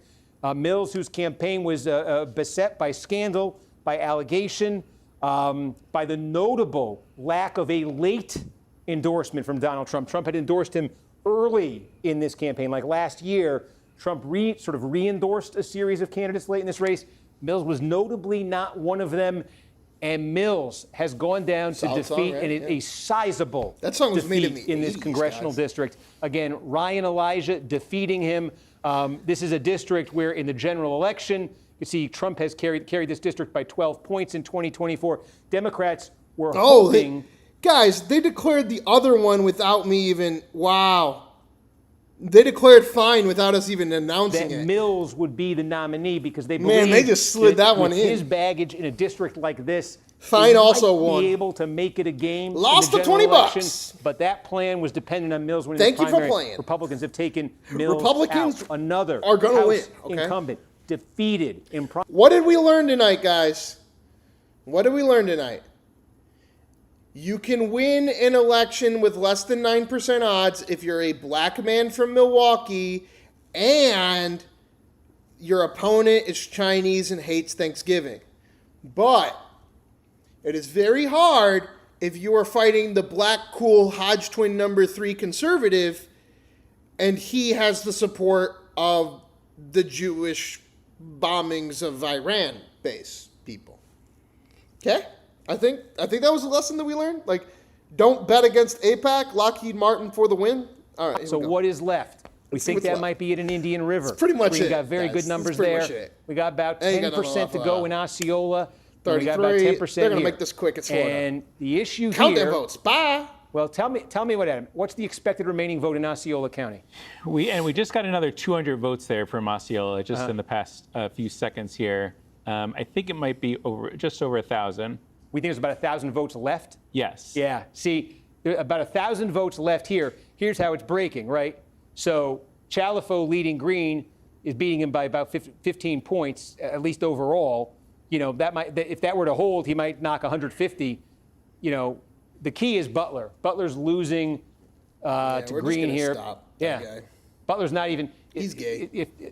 Bye. Bye. Rewind. The 966. The last update of 300 votes. You said, how did it break? Don't be gay. It was 200 votes, and Green won it. Green won the Osceola update. Yeah, I mean, come on, give me he something gets fun so that I can fucking sit 21% of here it. So and no, put he didn't $5 win down. it. Sorry, Martinez probably. Or Chalifo. Or Chalifo. Let me see. Yeah. My mustache Sorry, is there's more so many important than my candidates. Yeah, no, opinion. it's fine. I'm just trying to see if there's any difference if Butler. Yeah, Martinez gets 25, Chalifo gets 23, Green gets 21, Butler gets 18. Yeah, I mean Butler has to. Yeah, this is it. You're feeling real good if you're Green. You're feeling really good if you're Green. So Dan Green, a former Trump administration official, poured a lot of his own money into this. Again, rides a very strong number. This is Vero Beach, Indian River County. Man, that's a crazy very big that number they just there. did there. Butler's backyard delivered, but looks like not quite enough for him. Chalifo making a second candidacy here. I think probably wanted more out of this Osceola base. And again, there's a little bit here in Orange to come too. But again, the key here in Orange County is just with whatever's left. Green is doing better than Butler. And the one who could catch Green right now is Butler. But where's he going to catch him? He has to do it in counties where he's not running well. We said it would get interesting with Highlands, and Highlands made it interesting. But I would say it's hard. It looks like that's not going to be interesting enough. But again, the winner of this is going to face off against Darren Soto. And Soto will be running for re-election in a district it's a very different district right now. This is one where Soto is going to be a pronounced underdog because of this redraw that Republicans, that whole Butler area, you could just see. It's not that it's Florida. That's all new to this district. It's a redraw. Okay. We've called Ryan Elijah. We've called Casey Asker. We're still waiting. I see what's outstanding. The 25th, where Singer, it's looking, Singer's got to be pretty happy with what he sees there. And we're waiting on the 9th with. That's it. They're waiting on this, which is Dan Green, and he's going to win by a fucking 1,000 votes. So thanks for playing, Cornaki Cam, but you didn't even cover the thing that was interesting tonight. Let's go over here to Tim Walz and start listening to the communism. All right, here we go. Tampon Tim. Oh, he doesn't even have his mic hooked up. Yo, Tampon, your mic's off. Bro, your mic's off. So grateful for the Bro, his mic was off the whole time he talked. Is there anybody else there? Did they literally just do that to Tampon Tim? Oh no, he came back. Okay, and always doing it with a switch. There we go. I think we're going to take a few questions, and there's so many people over so many generations have worked on this, but I do feel like I would be remiss if I did not mention Becky Rom here with me today.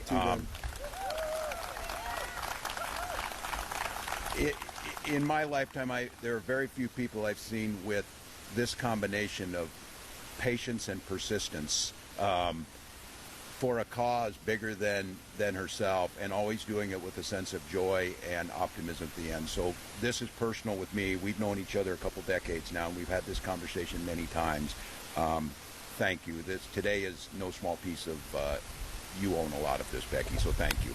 Grateful. So, well done. Be glad to take some questions. We have the commissioners here. We have MPCA commissioners with us too if we need some specific questions, but I don't know if anyone from the press would like to. Yes.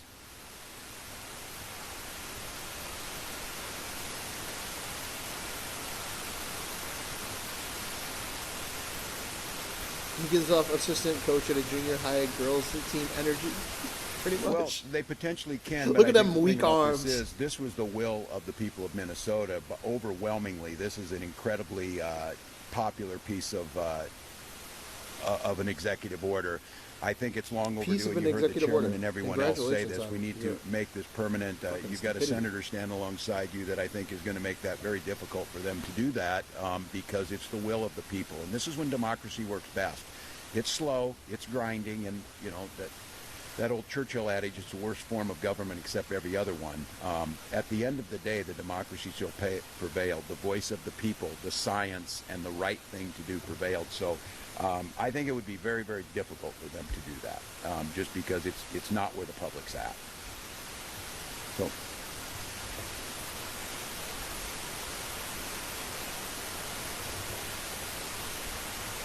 You should have mics in the fucking report. I may have stupid. the commissioner give you a little bit because of the. We're just going to leave this for involved in half a doing second, that. guys. We'll leave off of this anyway. Okay, well, he's done. All right, so moving on. Who else do we have today? Ron DeSantis in Florida holds a roundtable on education. No, we're not going to do that. That's stupid. John Ossoff holds campaign event in Columbus, Georgia. Let's check this out with Mark Kelly.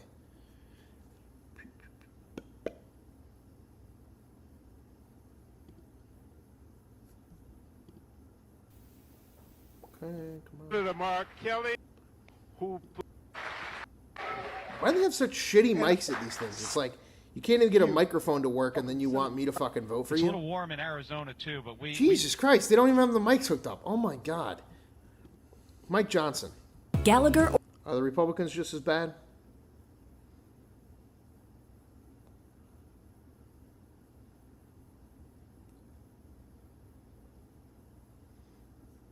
All right.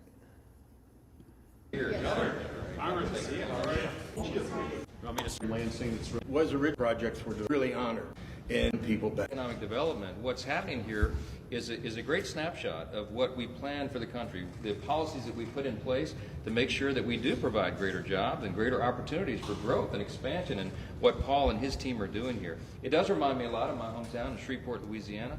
Similar population in the municipal area, similar background. Some of the buildings look the same as in my part of the country. And we need that revitalization to provide more and greater jobs and higher wages for hardworking people.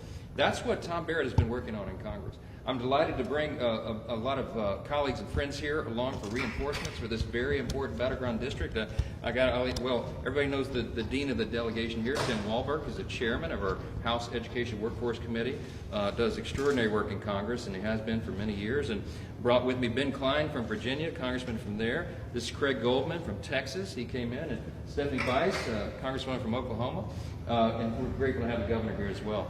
We came in to support Tom because this race is critically important. We need this guy. He is a workhorse for the people of Michigan. He has done exactly what he promised to do in 2024.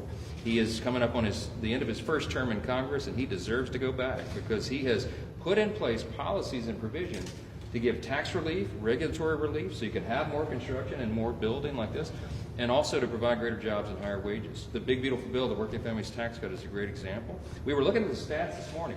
The average Michigander has $3,131 more in their pocket.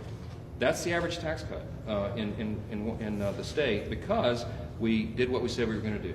We cut taxes, regulation, got the economy going again. Now we know prices are high right now, and we're working every day to make sure they continue to come down. Remember that we inherited from the Biden-Harris administration the highest inflation in 40 years, so it's taken a while to climb out of that. The Iran conflict is going to be winding down here soon, and that will help make sure that gas prices stay low. And that will bring down the prices of groceries as well, because the transport costs of oil and gas. But every day, Republicans are working really hard. Now, Tom's opponent wants to do exactly the opposite of everything I just said. Tom's opponent was all the evil things. He wants to do all the evil things. And your guy wants to do all the nice things. He opened it in his living room, and you've seen what their platform is. They want to abolish the border. They want to abolish prisons in America. They want to abolish the U.S. Senate, remove the president. They want one unicameral body, the House, to run everything. Why? Because they think over 2 or 3 cycles they can get enough communists and Marxists elected, like his opponent, and that they'll take over the chamber, and then they'll take over the means of production. You won't be able to do what Paul and his friends are doing here, investing in a local community, rebuilding, because the government will control and own everything. That is a dangerous fool's errand, and we are not going to do that. So I'm so grateful that Tom Barrett is going to win this re-election in Michigan's 7th District. It is one of the top 5 races in America that everybody's watching, and I'm grateful he has a great record to run on to be able to get back. So we're happy to have him, happy he's representing this district so well. Thanks for hosting us. It's been a great trip. This is our 4th event today here. So I got a few questions we'll be happy to take. Yes, sir. Speaker Johnson, are you optimistic that the U.S. House the Republicans will continue in majority? I am very bullish on the outcome of the election. It's 77 days from today, but who's counting, okay? It is true, we have to defy history. Only twice in 90 years has a sitting president picked up seats for his party in that first 2-year cycle, but it's going to happen this year. And it's a combination of factors. Not only do we have a great record to run on, we have much stronger candidates. This is a contrast election, a contrast between common sense, represented by a guy like Tom Barrett, and crazy. And that's what his opponent represents. Those policies are crazy. They're trying to put Michigan front and center. America, I think they can win. And that's why we're very confident. We have a slight fundraising advantage over Democrats for the first time in about 10 years. And that's because the Democrat Party is almost at the stage of open civil war right now. The Marxist radical insurgent left is taking over the party. And I'm sad to say this is not our father's Democratic Party. They are leaving the people behind. And so hardworking Americans of every stripe, of every background need to understand this is a high-stakes election, and we got to keep progress moving forward, and you have to have Republicans who are able and willing to do that. Yes, ma'am. Speaker Johnson, you said it's going to be a tough race here in the 7th. How big of a problem is the president's unpopularity on things like gas prices, the war in Iran, and how are you approaching with both incumbents and Republicans? Well, we talk about record over rhetoric, okay? And part of the campaign is that answer your question? Like Tom are out telling the truth to everybody about what we've actually done. History will record this will be one of the most successful and productive Congresses in the history of the institution since 1789. Why? Because we did what we said we were going to do. We passed about 800 pieces of legislation. We codified over 125 executive orders, and we brought the biggest tax cuts and the biggest wage increases in generations. We mentioned the biggest tax refunds that Michiganders have experienced. But we also infused our legislation with pro-growth policies. We set the table for the U.S. economy to take off like a rocket. If you look at it, we were doing that the first quarter of this year and then we got into this conflict with Iran. Now look, we had to act. Iran was on the verge of having nuclear capability. The largest state sponsor of terrorism could not be allowed to do that. Trump's been campaigning on it since and 2015. the whole world's interest to make sure that couldn't happen. They had to. We did it, and now we got to resolve that. I'm convinced, as the president is, as soon as that happens, then we will be able to get stability again to gas prices and hold this down. But we're in the process of doing that. I believe we're entering the next phase of it. And whether we do it in the next 77 days before the election or not, people understand. You cannot turn the government over to radical Marxist communists, okay? Because they will take over everything. Your taxes will go through the roof. Your opportunity will go through the floor. And it will lead to human suffering. Every single time in history. Socialism or communism has been tried. It's been an abject failure, and it's led to human suffering and famine and poverty.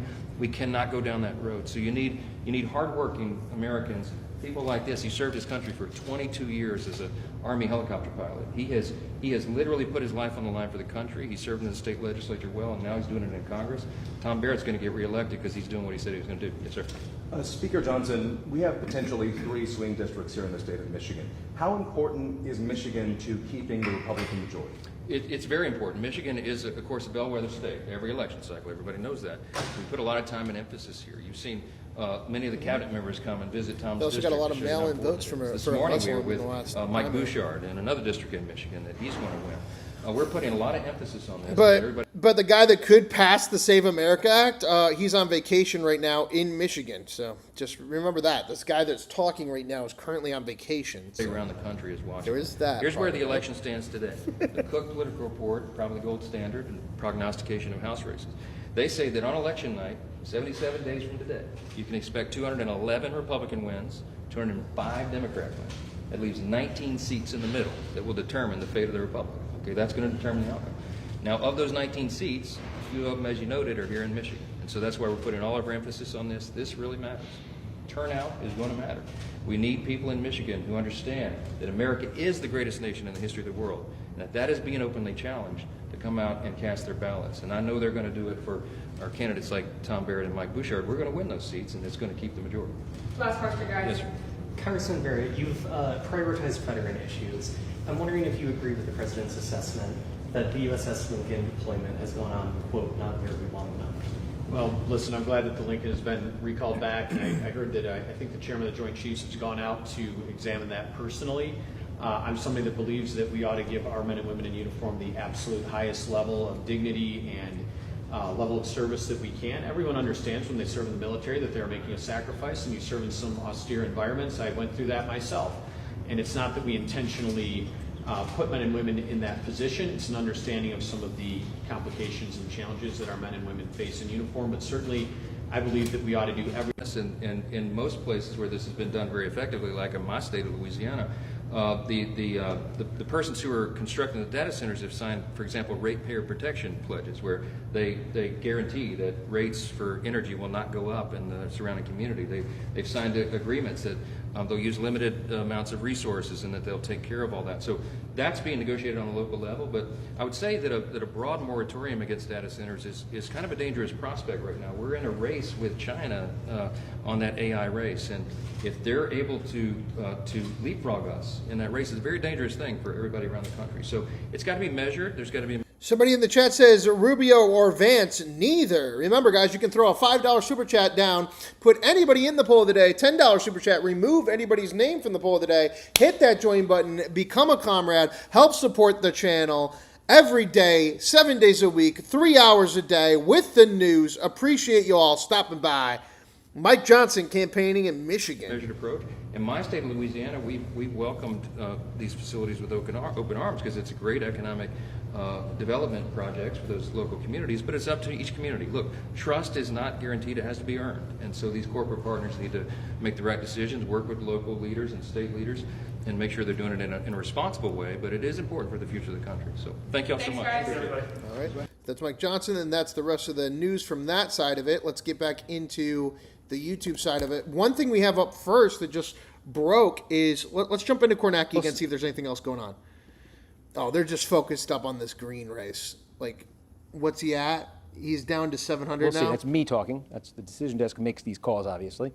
And in the 24th district, again, What it really Yeah, neither one of these matter. They just can't get to them. All right, let's get to we'll get winners when we get the winners on those ones, guys. Let's go into right now. Candace Owens, how is she going to spend the $300,000? People were randomly, as soon as I said I would take it. So first it's she's scared. There's money on the table. And that's what I'm doing wrong. I'm being scared and not taking the money. Then I take the money, exactly what he offers, $300K, and I'm the bad guy because how could I take the money? These people are insane. They're just insane. There's no way to make them happy. They can't leave you alone and let you just investigate the case because you got the money's on the table. Because remember, guys, as I said during the great debate, if you graduated from college, you're closer to a law degree than all three of the people in the room. Okay. And then they chastise you for taking the money. Your crime, and but they don't were go all back to law instantly school. like, Don't do that. Candace needs to establish a trust for Erica Kirk. Like the people outside of Michael Knowles, the people that I absolutely despise, all saying this in unison that I need to donate this money and establish a trust for Charlie's children. Cool whip. And Welcome then to the people Mod Club. just Don't randomly use it telling or me you what I should lose do with it. the money. Like, Appreciate you, my for guy. example, this person, multimillionaire Candace Owens, should donate her victory money to Tyler Robinson's defense if she really thinks that he's innocent. Andrew Wilson put his money where his mouth is. Why doesn't Candace? Like, I didn't offer Tyler Robinson publicly go across things and say, I'm going to. I love this person going, well, great stream, watches the news. What amazing insight from the chud on politics. How long have you been watching before you said that? That's all I want to know. To How prove long? to people that I think he's innocent, How many minutes you been I'm going to watching give the show? 300. I never did that. I don't do those sorts of things. That's not what I do. I'm not braggadocious, and nor would any person who knows the least bit about finance be so stupid as to spend $300,000 to have a conversation with someone who debates for free. Always. Do my annual debates with Piers Morgan. They're for free. Been debating all across college campus. I was doing that for free. I've had debates with Rabbi Shmuley, who I can't stand, on Piers Morgan for free. And so it's just so interesting that actually my entire life, all these people ever do 5 to 10 is minutes. message me kindly and respectfully and ask for a debate. No one has to throw money around. That's how it works. You titled, I post a debate. just like everything with Candace Owens, she titled this video, which is only 5 minutes long, How I'm Spending the $300,000. And she spent the first 2 minutes explaining to us that it's annoying that she has $300,000. I don't fucking... Just tell us what you're going to do with the money. That's what the fucking title of the video is, lady. There's God, money can you involved. answer This is one unique fucking question? Because Turning Point USA just hates me this much. And Ever? We're obviously, Blake Neff and Andrew Colvett were retweeting him as he was going after me and offering more and more money. Neither of them proved And now anything. I they know. They're all think the solution to that is for me non-college to graduates open talking a about trust law. for Charlie's children, which Fucking in a weird. way, I know it's not, but it feels like money laundering. The organization that's hunting me, you want me to then give. It sounds like 3 high schoolers debating, like, at Oxford. You're like, what the fuck are you guys doing? Like, I don't mean to be the person about the degree or about the education or the college education, but, like, Pat Patrick David graduated high school with a 1.8 GPA. Candace Owens had to sue her high school for racism in order to graduate high school, dropped out to be an intern for Vogue. And the man she was debating lost his job in 2020, and so now he screams at OnlyFans models in Miami. None of these people are even close to a law degree, speculating on the most notorious murder case since Tupac Shakur. Like, fucking shut the fuck up, you retards. Give the money to the person who would be in control. That would, at first, of course, would be Erica. First and foremost, what I want to say is there are a few things I despise more than fake altruism. People who do charity as a part of a PR program and not because... Okay, but I thought the title of this video was called How I'm Spending the $300,000. You gonna fucking tell us or not? Because it's necessary or needed. Just another and Charlie grift. Kirk's children have been multimillionaires while he was alive. And that increased in his death. Many people opened trusts, raised money. The last thing that Charlie Kirk's children need is more money. What they need is a stable parent. And unfortunately, I can't give them that. Right? I can't give them that. Mom doesn't want to be home. Dad can't be home. And the one thing they need is not a bunch of influencers using them as a talking point and suggesting that. Yeah, see, mass manipulation of it too. Like, this is the real annoyance, is like the last 15 minutes of her debate, after she clearly knew she didn't give anything of substance whatsoever, was to decide that he was a Trojan horse op for Turning Point USA. And now she released a video called How I'm Spending the $300,000. And not like Mr. Beast. She doesn't just fucking tell us what she's doing with the money. She explains how she would never take this money, but then she took the money. But she would have done this for free, but it doesn't matter because the guy is an operative for a Christian organization with a guy who was assassinated and a widow. Huh? Just shut up, you Jew hater. 300 more K could plausibly make a difference. And like I said, there's something about it that just feels icky. Like the very people who sent the person to hunt you are basically trying to create a peer pressure campaign for you to give the money back. Like that's not going to stand for me. And so instead, what I would like to announce that I'm doing with my money thus far, what I've decided, other than the fact that I did go to Waffle House this weekend, is I'm going to take care of the people who took care of me. As this organization has fixated, sent influencers, is a part and parcel of these group chats that are coming together, protect Erica Kirk, of people who have attempted to make our children feel unsafe, that they have gotten behind, retweeted, supported. I'm going to look out for those people. Those people, but you're not going to mention them because what are they? They're the Iranian bots bought and paid for by Pat Betrick David, a Iranian-born naturalized citizen who graduated American high school with a 1.8 GPA. Shut the fuck up. You're not even saying who you're giving it to. You're just giving it to a bunch of fucking Twitter bots to go on my profile and everybody else's profile in America and shill out for Iran. Like, that's the purpose. I'm sure there's some of them here in the chat. Are you paying them as well? Because you don't want to say who you're paying. You're just saying that you're going to pay. Pay who? The same people that you've been paying for the last fucking 2 months to act like we give a shit about you or any of your non-theories? You have no theory. I never said that Erica Kirk was involved in it. I never said that Israel was involved in it. I just had an opinion about how Israel was involved in it and Erica was fucking shut up. People like my sister. If you want an organization that's going to get money from me, it's going to be the Catholic. She's gonna give $300,000 to the Catholic Church and to her sister. Why? Because she's bought and paid for by a fucking anti-abortion clinic called the Catholic News Network, who has direct ties to Jeffrey Epstein's Island and literally funds her show. How do I know that? Well, she reads the ad reads. I just do the simple thing of going, who owns this company that you're ad reading for, Candace Owens? And it looks like the Catholic network that you do ad reads for is directly tied to Jeffrey Epstein's Island. But sure. Here we go. Church. You're going to give the money to your that took sister. care of me emotionally when I was Took coming you apart 5 with the fucking minutes to realization just say that Charlie and everything that he had worked for, he's been betrayed. He has. Charlie has been betrayed. Everybody can see that. You betray him every single day when you do these sorts of things. You betray who he was. You betray. What things? What things? What are they betraying? What are the actions that they're doing that are so... Go on. It's really crazy because there's probably a lot of people in this chat right now that are like so confused. Because I just spent the entire night defending Nick Fuentes and Mr. Fishback on Cornaki's manipulation Jew cam. But yeah, Candace Owens is a fucking retard. The friendships that he had. Still a retard. You lie constantly about who he was, about the things that he was thinking.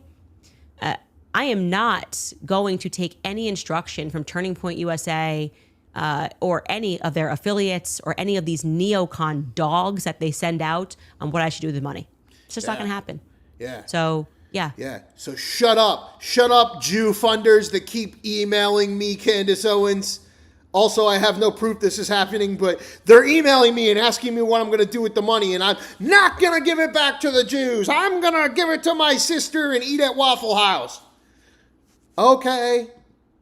I'm going to take care of my sisters. Next! I'm going to genuinely... Okay, this is fucking crazy. I don't even know what's going on with this.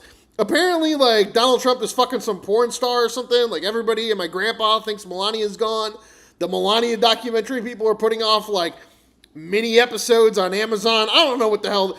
Philip DeFranco, fill me the fuck in, my guy. show What's for the you today. We've got why this conspiracy? disastrous Star Citizen live stream meltdown as people No, shout not this, billion the other dollar part. scam. This Trump Natalie Harp situation what is is actually this? way more pathetic and weirder than you think, and why I'm begging people not to take the bait. We go inside the Ouija man, Okay, Jones' potential alright. escape route Yeah, from his good. murder trial, and this fake polling problem that got exposed is so insane, especially with the midterms just months away. We're talking about all of that and even more on today's brand new Philip DeFranco show, you daily dive into the news. But first, a quick personal plug. My 12-city live show run starts just this wallets, gamers. And then actually, on the note is something that's felt virtually unending, like starting to get to the bottom of all this. Do you ever have one of those days website for more details? And then diving right back into the news, you've got the White House losing its damn mind right now over the whole Natalie Harp situation, and Trump, he just had a total public meltdown, right? And if you don't know, or you didn't know until this week because you have people in your life who love you and invite you to things, Natalie Harp is a 35-year-old former OAN host who was hired as an executive assistant to Trump at the beginning of his second term, and she's become one of his closest and most loyal staffers. Right? She's almost always seen by his side. She's helping him write and send social media posts, fetching important information. And in fact, she's so close to Trump that she was reportedly one of the very few people with him when that whole Air Force One switcheroo in Turkey happened, right? Where you had Trump secretly changing planes amid a potential threat from Iran, effectively leaving top staff and reporters as decoys. And actually, Natalie's also credited Trump for saving her life by enacting a law in 2018 that gave her access to treatments for her bone cancer. But also, their close connection, it's raised some eyebrows. For example, back in June, you had Harp's estranged older brother telling the Daily Mail that her relationship was very unhealthy. And in their new book, New York Times writers Maggie Haberman and Jonathan Swan reported that Harp left adoring and intimate letters to Trump during his campaign in 2023. One even reading, "You are all that matters to me." And well, then fast forward to a campaign rally in Georgia on Sunday, and there you had Senator John Ossoff mentioning their relationship while slamming the president to very loud cheers. And while the sailors on the Lincoln fight his war,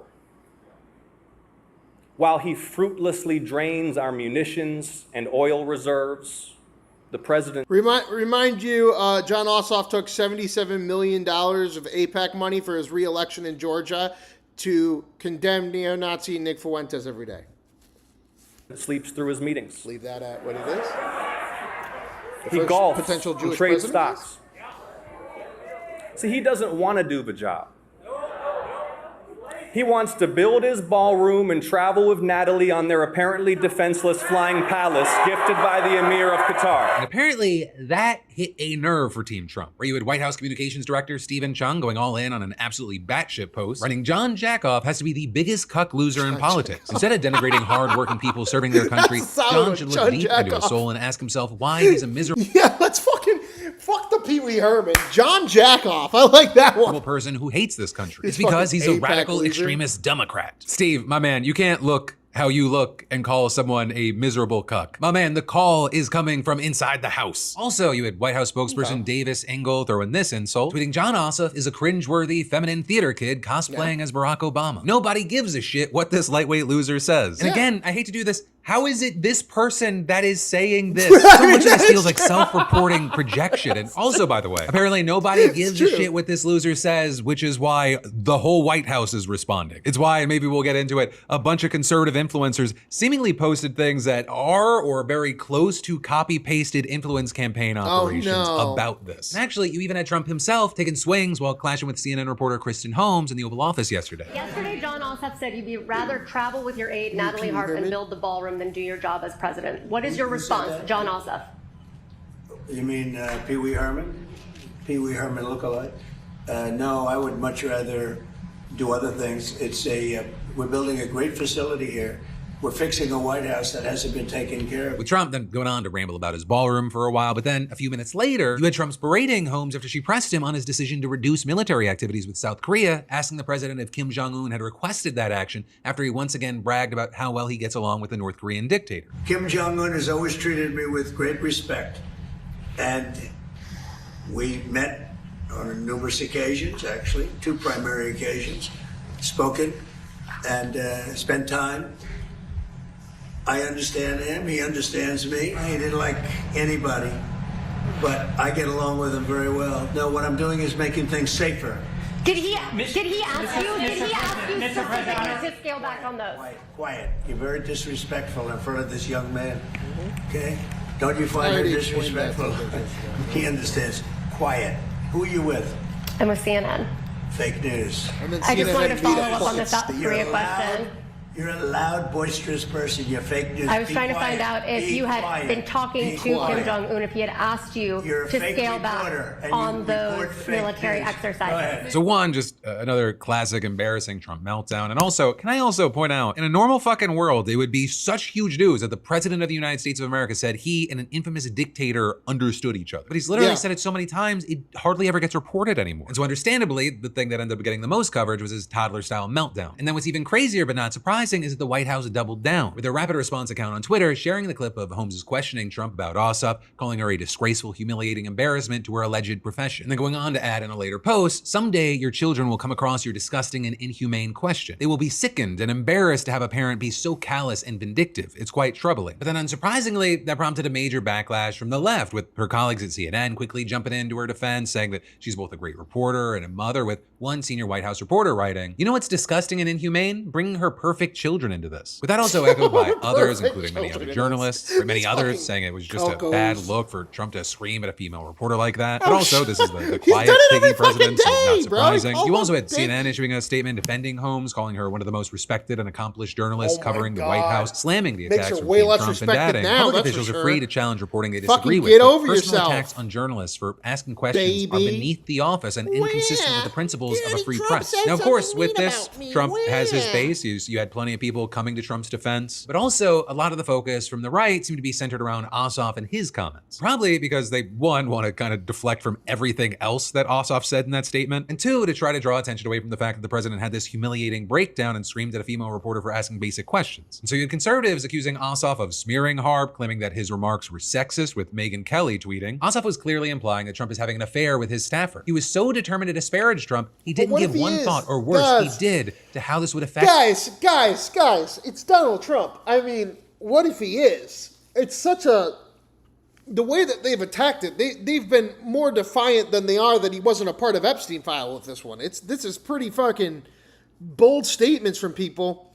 Also from Megyn Kelly, the person that was part of the fucking bombshell at Fox News, to be saying, like, God damn, jump down the throat, why don't Natalie, ya? forever. Don't let the Democrats tell you they are for women. It's a lie. But hey, Megyn, Ossoff didn't say anything about Trump and Harp doing anything. It's you guys who are making this jump about Trump doing whatever with Harp. That sounded like Ossoff just talking about Trump caring about the sycophants around him rather than all the other people on the decoy plane, all the troops he's stressing out and putting in harm's way. Your rising gas prices, your rising electricity prices, your healthcare costs, all his failed promises. And all of this is you with then others calling Republicans hypocrites here, noting it's Trump who regularly disparages women, makes overtly sexist remarks. I mean, that doesn't even get to the E. Jean Carroll of it all. It also doesn't get into the Epstein files of it all. And funny enough, part of the road that got paved to a second Trump presidency, starting with the first one, was Trump berating Megyn Kelly herself, talking about her bleeding from wherever. And as far as Ossoff, when you had MSNBC's Jen Psaki pressing him on why he name-checked Harp, he responded. Well, I've heard this particular aide referred to as his security blanket.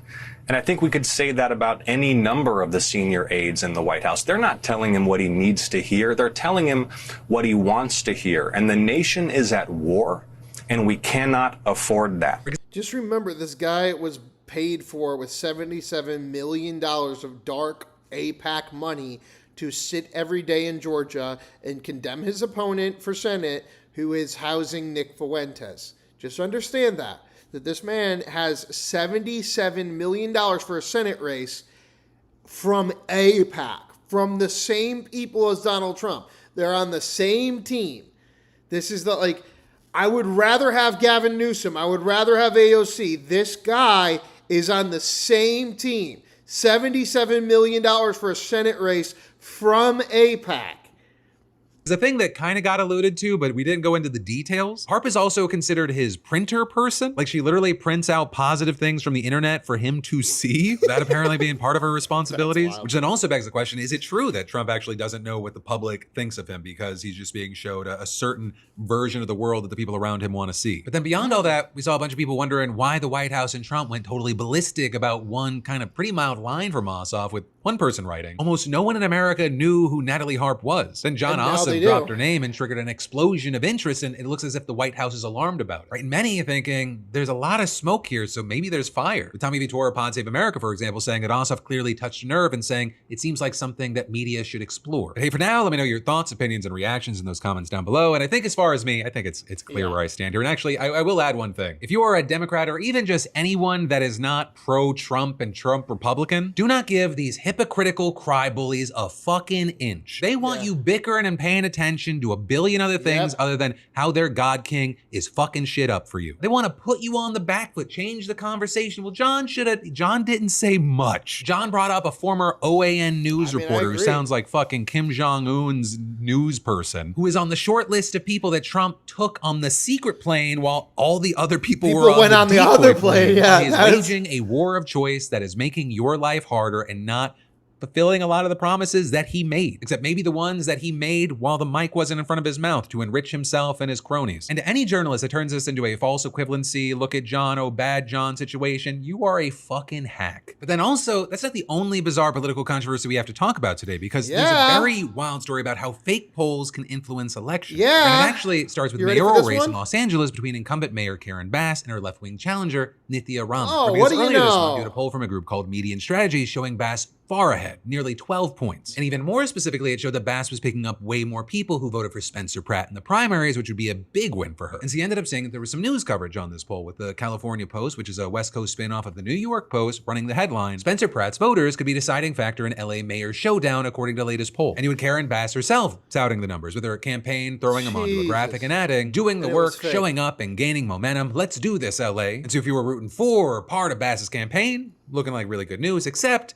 it wasn't real. Right, a reporter for the LA Times said he repeatedly reached out to Median Strategies, right, the group behind the poll, and quote, they told me they were discontinuing their polling operation, then they admitted their poll was fake. With the group also giving a statement to the Times saying, Median Strategies was created as a short-term social experiment to examine how purported polling information could enter and spread through the political information ecosystem without independent verification, and saying we are not seeking publicity or attribution for the individuals involved and are declining interviews. With their website now displaying a similar memo and noting that all their previous releases have been withdrawn and should not be cited as genuine polling data. All of which is extra fantastic because, according to reports, when Median began posting on social media on August 9th, it claimed that it wanted to fix the credibility problems in polling and rebuild trust. And so now there's just been so many reactions to this. Karen Bass, she took down her post about the poll, and a spokesperson for her campaign said this poll was reported on by a news outlet, and saying any bad faith attempts to influence elections should be investigated and prosecuted to the fullest extent of the law. You also have the California Post updating their article to be about Bass's condemnation of the stunt, and Nithya Raman's team also responded to the news to call out Bass for sharing unverified information, with the spokesperson saying the mayor's campaign promoted a fake poll without properly vetting the source, saying it is the latest example of an administration that too often struggles to get the basics right, saying Angelenos deserve a mayor who gets the facts right, communicates clearly, and does the work before announcing the results. But also, like, here's the truth. This whole situation speaks to more than the LA mayoral race, right? Because as you had the Times noting, one of the other polls that Median released was on the Wisconsin gubernatorial race, and it showed the Democratic Socialist candidate Francesca Hong ahead by 20 points. But as you saw last week, she ended up losing that race. There were also other polls that showed her well in the lead as well, right? It wasn't just a fake Median one. You now have more people arguing that fake polling is a very real threat to our elections. With, for example, one California-based polling firm saying, this isn't just a harmless social experiment, saying it's arguably election interference and hurts the credibility of new pollsters who are doing genuinely good work. And adding, however, if you take their social experiment at face value, they certainly proved a point. In a post-538 world, there's essentially no vetting of new pollsters. And so now you have a lot of people looking at this going, oh, this does show how, a fake poll can go so far that news outlets and campaigns. In a post-538 world, exactly. In a post-538 world, but remember that 538 was supposed to be the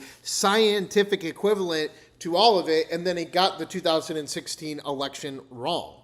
And that is what started all of this. And now you have these money lines and these Kelchi lines and stuff, and people going, oh, well, that's what makes it better. No, because again, the black guy only had 9% up on Francesca Hong the day of the election. And as we can see with Byron Donalds, what you do is you just dump a fucking bunch of money into the Kelchi poll the day before and go, oh, my opponent has 1% odds. If anything, the fucking money being put in on the betting odds actually is just an easier, simpler, more efficient way to manipulate a poll. But the poll is still manipulated. They're not always going to look into who's conducting them or what their methodology was before running those numbers. And so you had one Democratic strategist adding fake cooked poll releases are quickly becoming the hottest form of election interference, saying this does not bode well for 2028. Another political blogger adding, it seems like making up polls could be an underrated business strategy. For example, my fake survey says the 2028 presidential vote in Pennsylvania will be tied with Did I hear that this guy say that Ossoff has gotten $77 million from AIPAC? Yes, sir. Yes, you did. For a Senate How much race are you going to have to spend in to beat November. that? And then you had another pollster adding that while we don't know the motive here, this seems like a trend that could be used to manipulate prediction markets. And actually, interestingly enough, before this whole thing played out, just last week, we had the Brennan Center for Justice putting out a piece exploring efforts to undermine poll credibility, explaining polls can shape voters' perception of candidates, electoral participation, and confidence in election results. This makes polling a prime target for those looking to influence the study says that if you put out a fake poll, people will believe it. Study says shape public opinion. And because there's been both an increase in fake or misleading polling as well as attacks on legitimate polling, it's just harder for the average voter to know what to believe. And so one, of course, I would love to know your thoughts on any of this, but also two. All right, Diesel, see you tomorrow, I guess, because you're too stupid to keep in the chat. I'm sorry. Can't do that. Can't have these fucking idiots that are over here being like, actually, no. Actually, I know that you said that there's $77 million of AIPAC money into Jon Ossoff, but no. Come with proof or shut up. Very least, part of this story should tell you that you should vote no matter what the polls say. They could be wrong, they could be right, they could be trending one way or another, but the only thing that actually matters is the vote that happens. Or I guess another way to put it, and this is kind of a more all-encompassing thing, you will always have more people talking and yapping than actually doing. Adam S., you're going to see my... All right, guys, and then let's get into the next one now. What do we got next up here? New breaking details. Natalie Harp from CNN. Let's see what the Natalie Harp. Let's get serious about Natalie Harp. About Trump's fiercely loyal personal aide, Natalie Harp. Our Kristen Holmes reporting tonight that Harp is physically close to Trump at all hours of the day. Sources also telling Kristen that Harp once jumped into the trunk of a vehicle in Trump's motorcade when she was told there was not room for her to travel with him to a hearing in a New York City courthouse in 2023. Now, Kristen is just breaking these new details, and she is going to be with me in just a moment. It comes, though, as Trump today is getting hit again by Democrat Jon Ossoff, who has been coming out very aggressively and took his attacks somewhere that no other Democrat has dared to go, bringing up Trump's relationship with Natalie Harp. Not long ago, Senator Ossoff was somebody that very few Americans knew of, but he is trying to change that. This is perhaps part of that strategy. Tonight, he is going viral again. Yeah, and he's going viral again on the CNN Jewish News Network with his $77 million of AIPAC money. Not letting up against Trump. The draft-dodging crook president.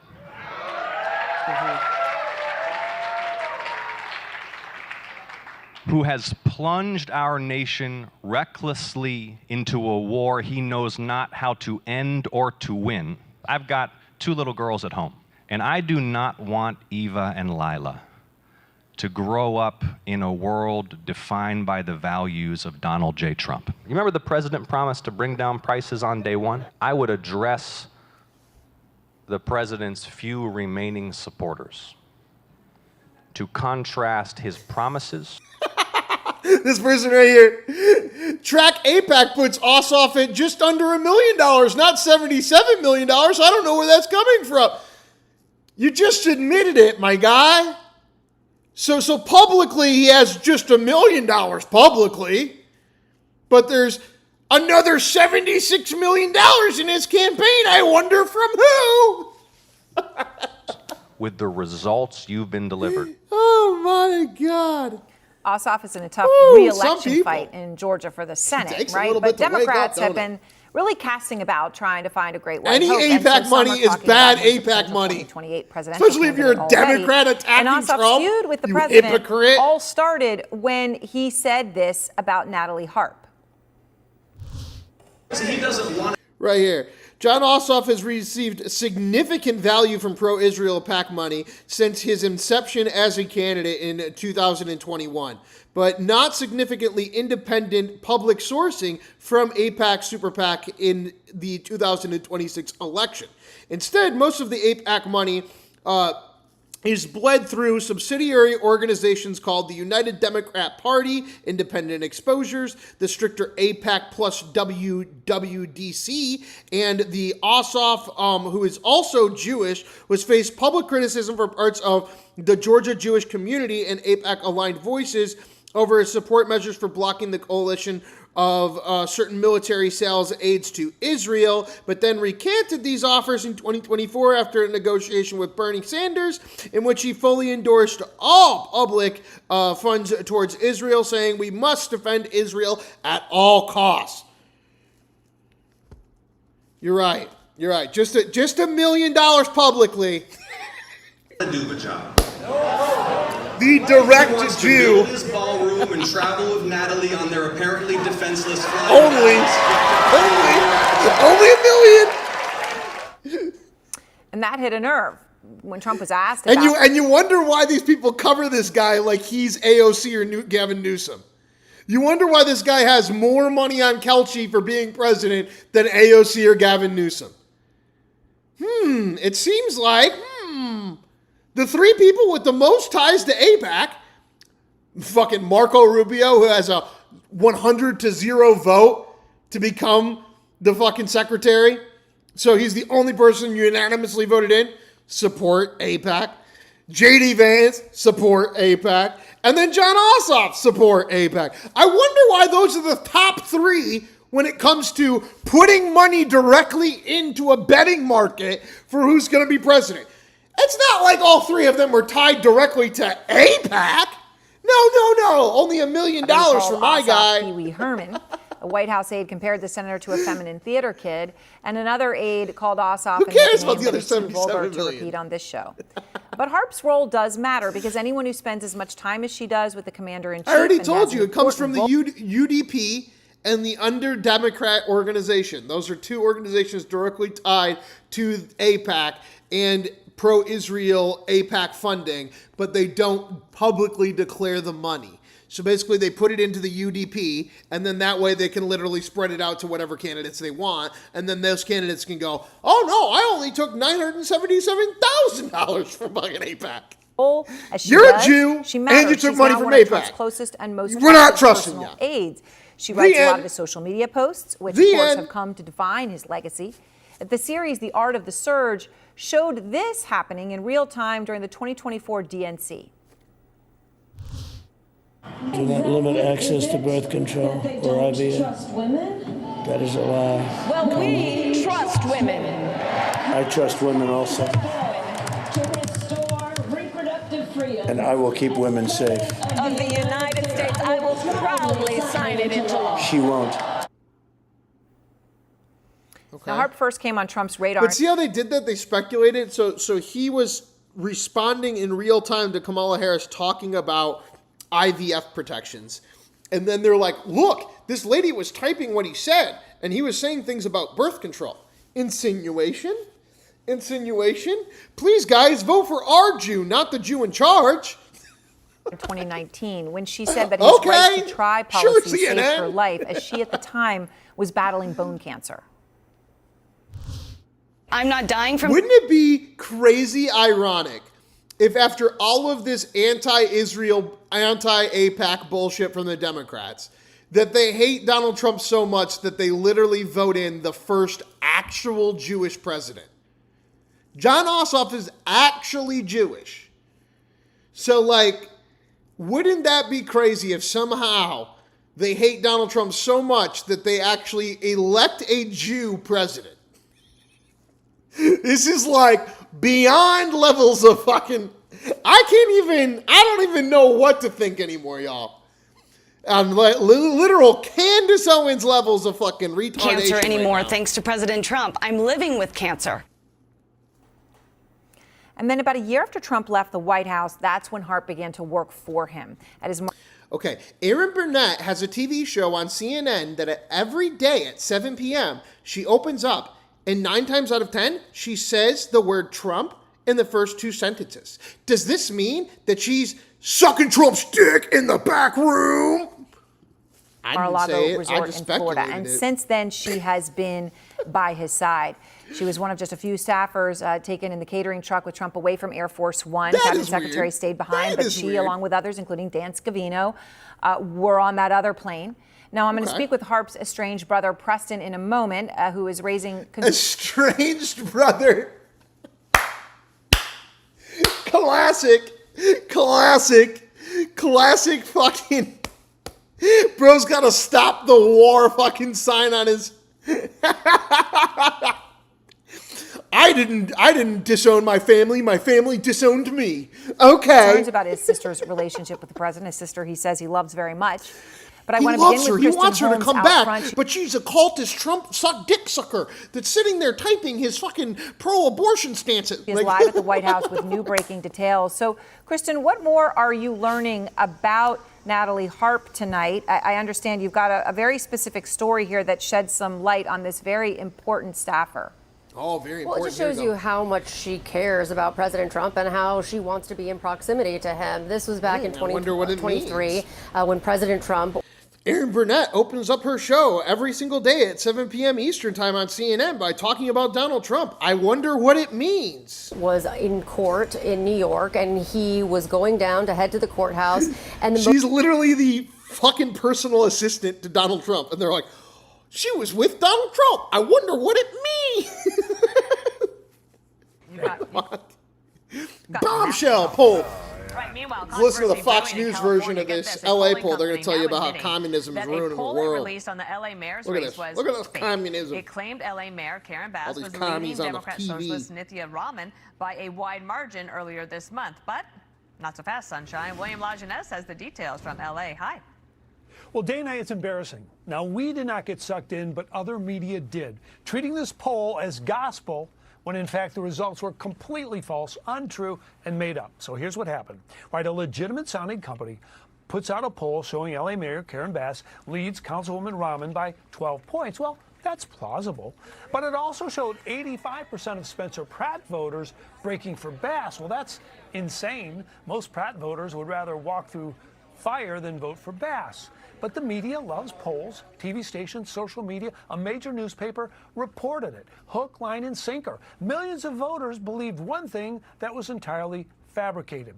And when the LA Times called the polling company, it admits the whole thing was a hoax, saying, quote, median strategies was created as a short-term social experiment to examine how purported polling information could enter and spread through the political information ecosystem without... Joy Reid and Rachel Maddow obviously want a three-way with Trump. They talk about him every night. Independent verification. We're not seeking publicity or attribution for the individuals involved in our declining interviews. So we did reach out to the company this morning. We did get something here. It says nobody got paid by the project, and they're not affiliated with any candidate, PAC, or party. It was an experiment, they say, and it proved its point, right? Newsrooms are thin, experienced people are out, pressure is to publish, and if you don't, others will. Now, our polling unit would have our heads on a stick, Dana, right, if we ran this, but it's a luxury a lot of other media don't have. The hoax showed a legitimate-looking website, a news release, doesn't take much to get this into the bloodstream. That's pretty interesting. All right, thank you so much. We appreciate it. That is a doozy. Brett Barrett joins us. Our polls are right. Their polls are wrong, says Fox News. President Trump issuing a new... All right, right now, breaking U.S. Blames Israel for overnight strikes in Syria. We're going to listen to this, and I'm going to add the next poll. We're going into hour 3, people. Our poll of the day, it's going to be J.D. Vance up against Mr. Jon Ossoff with one win.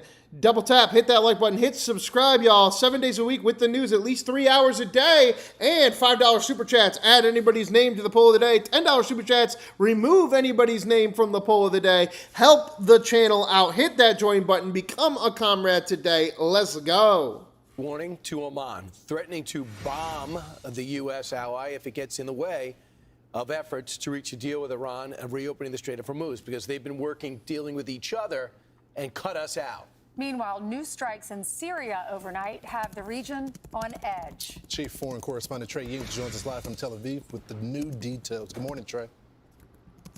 Yeah, hey guys, good morning. Reports indicate Israel launched strikes against a Syrian airbase overnight, prompting U.S. Ambassador Tom Barrack to release a statement saying we are deeply concerned. He went on to say an unnecessary escalation that does not advance regional stability. Get that vote in now. I spoke Hour with a 3 senior starts Israeli now. official about these reports, and they responded saying highly sensitive intelligence was shared with the United States and advanced at the most senior levels of the various agencies and bodies. This official went on to say al-Shara understands that he cannot operate like the previous Syrian regime, which maintained proxy forces. It's possible he didn't understand what was going on or didn't know. They could not provide any additional details due to the classified nature of this intelligence. But this comes as we are tracking the latest developments between Iran and the United States. The Memorandum of Understanding expiring yesterday with no diplomatic solution on the horizon. Early this morning, another vessel was struck in the Strait of Hormuz by an unknown projectile. While Iran and Oman do continue talks about the strait, the U.S. naval blockade remains in place, and President Trump has warned Oman against getting in the way as he pursues a better deal. They want to make a deal, but they're not going to make the kind of a deal that I feel is necessary. Look, we're in there for one reason. Iran cannot have a nuclear weapon. The Iranians have also released new statements about the conflict, with the country's president, Masoud Pezeshkian, saying, in part, patience, solidarity, and hope are the keys to Iran's resilience in the face of ever-increasing external pressures and threats. We're also tracking the latest developments here in Israel after a high-level meeting between Israeli Prime Minister Benjamin Netanyahu and Jared Kushner. Kushner indicated to Fox News that very good conversations are taking place about other countries joining the Abraham Accords. The issue of Gaza and the Palestinian people has been directly tied to the Abraham Accords and your efforts to get more countries to sign on to this agreement. Do you believe the agreement will be expanded under the Trump administration? Invest in drone technology to very distribute good active AIPAC conversations gold going with countries. to all some of us, obvious, right? Some We not all get obvious. some? And As long as you don't I vote think for once the we get John this Gaza Ossoff? situation moving forward, I think that will hopefully de-escalate the tensions here. We have to get through the Israeli elections, which, as you know, Israeli politics are complicated, and then Israeli politics in an election are even more complicated. And so hopefully when we get after the Israeli election, there'll be John Ossoff is like if Jared Kushner was like, "Nuh-uh, I'm a Democrat," and then they're like, "Oh yeah, you hate Trump? All right, okay." It's like you look like the embodiment of Jewish evil in Israel, and you're like over here being like, "Oh no, I'm against Donald Trump." You're going to do the same thing. Opportunities for You're expansion, literally but, President would Trump's be the been very, first very Jewish focused on this. president. He's had great conversations with many countries, and it's the right thing to do. And you know what's interesting too about the Abraham Accords is that it kind of took a different approach to the region, and everyone always said you can't have normalization until the Palestinian issue is resolved. But what we showed actually through the guys, think about that. If our poll is true, if that ends up being the two candidates, J.D. Vance and John Ossoff, you're basically guaranteed at least 4 more years of war with Iran. You're guaranteed it. All they got to do is make sure that Ossoff yells about Donald Trump through the primaries enough to get the nomination. JD gets the nomination, or Rubio for that matter. Rubio, I say, might be a little bit better, but still on that stance. And then you got an election where everybody goes, well, you can't vote third party, you throw your vote away. And then both of the parties are literally Jewish candidates. branch of the Abraham Accords. Pro-Israel candidates. The Emiratis were actually the biggest donors to Gaza, and they've done a ton to help the Palestinian people. And it's only by having relations with Israel that they're able to help the Palestinians hopefully achieve a better outcome for themselves. Kushner also indicated progress in the Gaza ceasefire, saying that Hamas could start to lay down their weapons in as little as 30 days. Guys? So Trey, when you see what's happening with Iran right now, do you get the sense that Iran is even interested in doing a deal right now? Because according to the Wall Street Journal, they've accelerated their new missile production, their drone production. They've asked the Houthis, and they've gotten involved in the Red Sea. It seems like this is the Iran script. And in that script, peace talks don't exist. Yeah, it's a great question. And Jared Kushner told Fox News yesterday, at this point, the Iranians are not making a deal. But he said deals are difficult and that the president often wants what many would describe as an impossible deal, but it's still the deal he's going to pursue. And so U.S. negotiators, including Jared Kushner, remain optimistic about the possibility of future conversations with the Iranians. They indicated that talks are still taking place indirectly behind the scenes. And remember what we reported yesterday, President Trump confirming to Fox News that there are direct channels between officials in Washington and IRGC officials in Tehran. Trey, thank you so much. All right, guys, make sure you take your trip to Israel because pretty soon we're all owned by them. All right, now Byron Donalds, Captain McDonald's Fox from News Alert, Byron Donalds speaking live in Florida right now after clinching the Republican nomination for governor. Let's listen. Cool black conservative. We've been crisscrossing Florida. We've been knocking hundreds of thousands of doors, taking our message to all Floridians. While he's sitting in Congress not doing his job. Remember that. And tonight, because of your sweat, because of your hard work, we have won a massive victory. Orlando HQ. You guys going to Disney World after this? Bro's going on that Tron ride right after this. Now, we've just come through a hard-fought Going to take a jungle primary. cruise. Quite literally. I got a call from Paul Renner and James Fishback tonight. And they, hold on, I'm going to tell you why in a moment.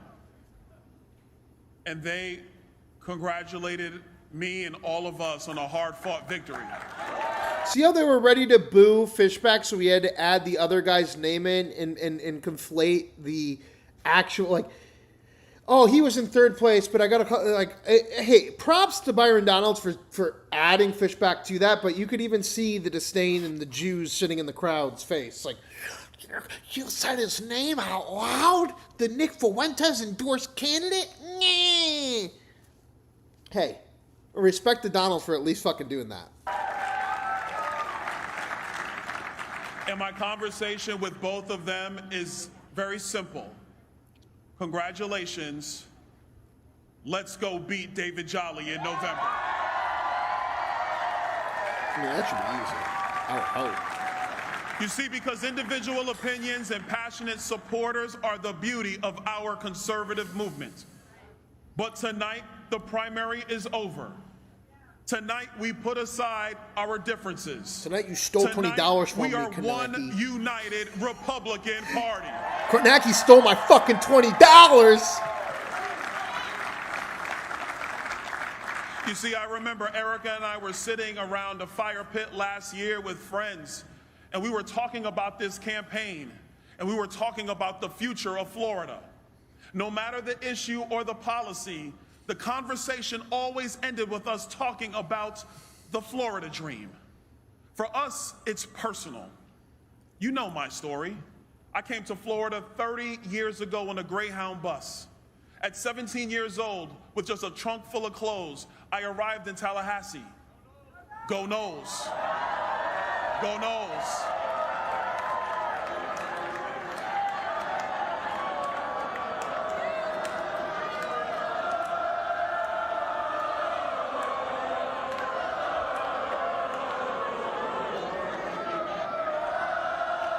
Oh, now they're appropriating Native American culture. Cancel him. Cancel him. Still relevant? He's going to become the fucking governor, bro. I could have sworn it was opening weekend here in Orlando because it became Noles Nation here tonight.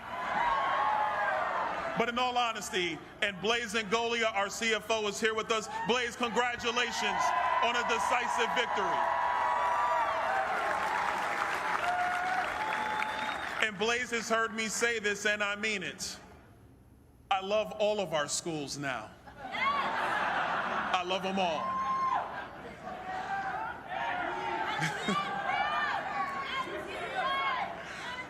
When Erica and I got married, it wasn't always easy.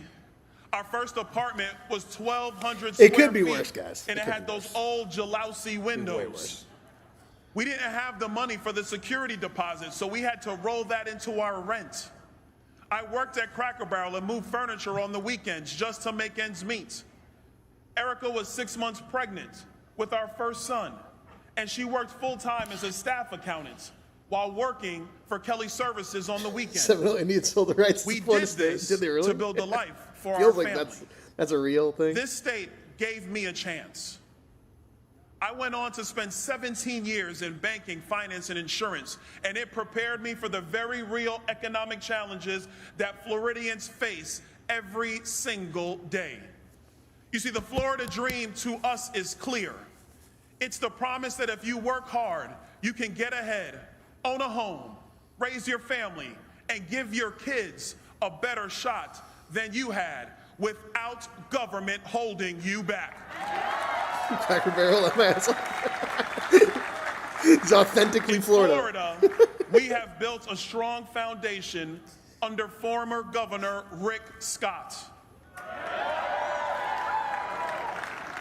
And under Governor Ron DeSantis, we have supercharged that foundation, making Florida the envy of every state in America. Be sure to like and that's it. subscribe for all. Good. All right, let's move over. All right, Ladies so and now we gentlemen. have Andrew Callaghan went to the Middle East and he's interviewing a Palestinian general. What you're about to hear is an interview with the Brigadier General of the Palestinian Security Forces, Anwar Rajab. I don't know very much about his biography. I assume he's a party loyalist. He's the head of the security forces. He's the one who led the incursion into Jenin. He speaks harshly about the people who are anti-PA. This interview was shot about 6 months ago in Ramallah, one of the biggest cities in Palestine's West Bank, and is perhaps even more telling now with the events that have unfolded in the past couple weeks. As of July 30th, Hamas, who now control less than 30% of the Gaza Strip, have agreed to the Trump-backed disarmament plan. That likely means turning in their weapons with the hopes that Israel will act in good faith and withdraw from Gaza, after which Trump and some other countries that have paid him $1 billion will move toward total control of the Gaza Strip through an organization called the Board of Peace, which itself is led by a 7-member executive suite composed of people like former British Prime Minister Tony Blair and Jared Kushner. Kushner is Trump's son-in-law who described Gaza as waterfront property that could be very valuable once all the Palestinians are gone. It's a little bit of an unfortunate situation there, but I think from Israel's perspective, I would do my best to move the people out and then clean it up. It should be noted, the Israeli government, as of August 8th, have rejected Trump's Board of Peace plan, hoping for even less Palestinian representation than people like Kushner are angling for. But regardless, all signs point to Hamas being on the way out in terms of power. This will leave just one armed faction left in Palestine with the ability to defend and represent its people, which is the Palestinian Authority,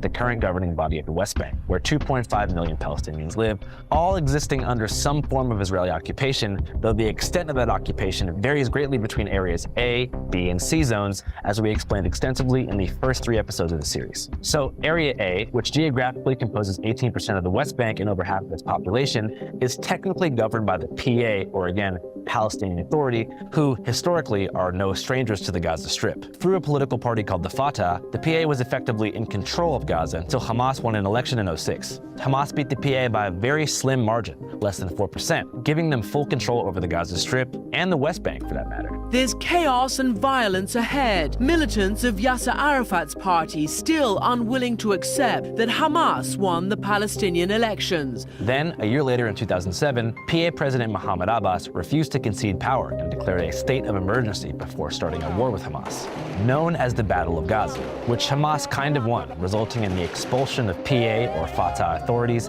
and their ultimate retreat to the West Bank, which they assumed governance of in the limited Area A capacity. According to the leaked Palestine papers and documents obtained by journalist David Rose, the U.S. State Department and the Israeli government gave logistical aid, arms, and financial support to the PA during the conflict to prevent Hamas from taking power, which was not a total failure given the fact that Hamas was unable to extend governance outside the Gaza Strip. Part of the U.S. and Israeli resistance to Hamas is because of their 1988 charter, which calls for the total destruction of Israel and demands a singular Palestinian state. The PA, on the other hand, would prefer a 2-state solution and are committed to nonviolence. months. They've held a ceasefire agreement with the Israeli army for over 20 years in the hopes that acting in cooperative good faith would earn them a seat at the table with the Israeli government when it came to deciding the future of the region. Yet, since October 7, 2023, the day that marks the Hamas attack on Israel, the Israelis have acted in anything but good faith with the PA, despite the PA's active condemnations of the attack and of Hamas. Palestinian Authority President Mahmoud Abbas has publicly condemned Hamas for its October 7th attack on Israel. As we documented, the past 2.5 years have seen a dramatic uptick in settler violence in the West Bank, leaving nearly 1,000 Palestinian civilians dead, while their killers walk free with the virtual impunity provided by the Israeli court system. Additionally, settlements have now expanded far into Area A zones, supposedly controlled by the PA, blatantly violating the Oslo Accords and encroaching on the limited morsel of sovereignty afforded to the PA through its terms. The Israelis have taken other bad faith measures as well, like calling for the assassination of PA officials who still bring up the two-state solution idea after October 7th. They've also held up nearly all of the PA's tax revenue in Israeli banks, preventing the PA from paying state employees, providing benefits for the disabled, building and funding schools, and just about everything else you could imagine. مصاب في ظهري رصاصة ولا في عنا حدا يمد ايده إن. With increasing poverty, strife, and of course non-stop violence by settlers, support for the PA has cratered, with many members of the public criticizing them for their ineptitude. This authority, it has no power. الإسرائيلي قوض السلطة الوطنية الفلسطينية ومنع إمكانية المعالجة إلها. يعني. اليوم تبتكي عن جسم فهمت على موجود للسلطة مش قادرة تدفع رواتب للموظفين اللي هم فهمت علي إنك. السلطة ما لهاش عندنا أي سلطة. ما في لا سلطة راح There is تسوي no شيء hope ولا that the الدول authority العربية can do تسوي anything شيء. nor ما the دام هذول Arab العالم control. بالسلطة As long as Netanyahu is in control, When we it's all filmed in the lost. West Bank, I spent a great deal of time trying to reach the PA for comment, but I kept getting stonewalled. Then, on my last day in Palestine, I was contacted for an interview by the Office of General Rajab, who said that he wanted to give Western viewers the truth about Hamas, refute those who claim the authority has no strategy, and last but not least, outline their vision for Palestinian statehood. أنا اللواء أنور رجب المفوض I am a العام Major General لهيئة التوجيه Awad from الوطني the Political and والمعنوي Moral Guidance Commission والناطق الرسمي and لقوى the الأمن spokesperson for the الفلسطيني. Palestinian مهام Security السلطة Commission, the الوطنية Palestinian الفلسطينية Authority's في mission دولة فلسطين Palestine is هي to توفير أولا الغطاء السياسي والقانوني لدولة for the فلسطين Palestinian state وتوفير and to احتياجات provide المواطنين for the needs الفلسطينيين of the وبناء Palestinian people. مؤسسات We الدولة also help run لتكون many قادرة على functional organizations تأدية مهامها وتوفير احتياجات that provide for المواطنين people's daily اليومية needs. وتقديم الخدمات also سواء على provide medical المستوى services الصحي أو التعليمي أو and الإغاثي educational أو services باقي الأمور and الأخرى anything التي else people يحتاجها المواطن. The PA's primary purpose is that of social welfare. They are the single largest employer in the Palestinian territories, directly employing 150,000 people. However, the freezing of their tax revenue by Israel that I mentioned has made it virtually impossible for them to pay their employees, resulting in a now 32% unemployment rate in the West Bank, which is the highest per capita joblessness rate in the world. Israel has also recently revoked the medical degrees of all doctors and scientists educated through PA universities, forcing these professionals to pursue higher education either inside Israel or abroad. To combat all of this and settlement expansion, General Rajab says he relies on the art of peaceful protest to make their grievances known. ونعتمد أيضا المقاومة الشعبية السلمية في مواجهة to stand against things like settler terrorism and settlement Rajab warned expansion. that any escalation or direct action against the Israelis would play right into their hands. أولا نحن The Palestinian Authority is fully aware تدرك جيدا ماذا تريد هذه of the Israeli government strategy. الورقة التي The only تريدها move الآن that the هذه Israelis الحكومة have هي left أن تفتح is to start مواجهة an شاملة all-out war مع أجهزة between الأمن the Israelis and the الفلسطيني Palestinian والسلطة Authority. الوطنية الفلسطينية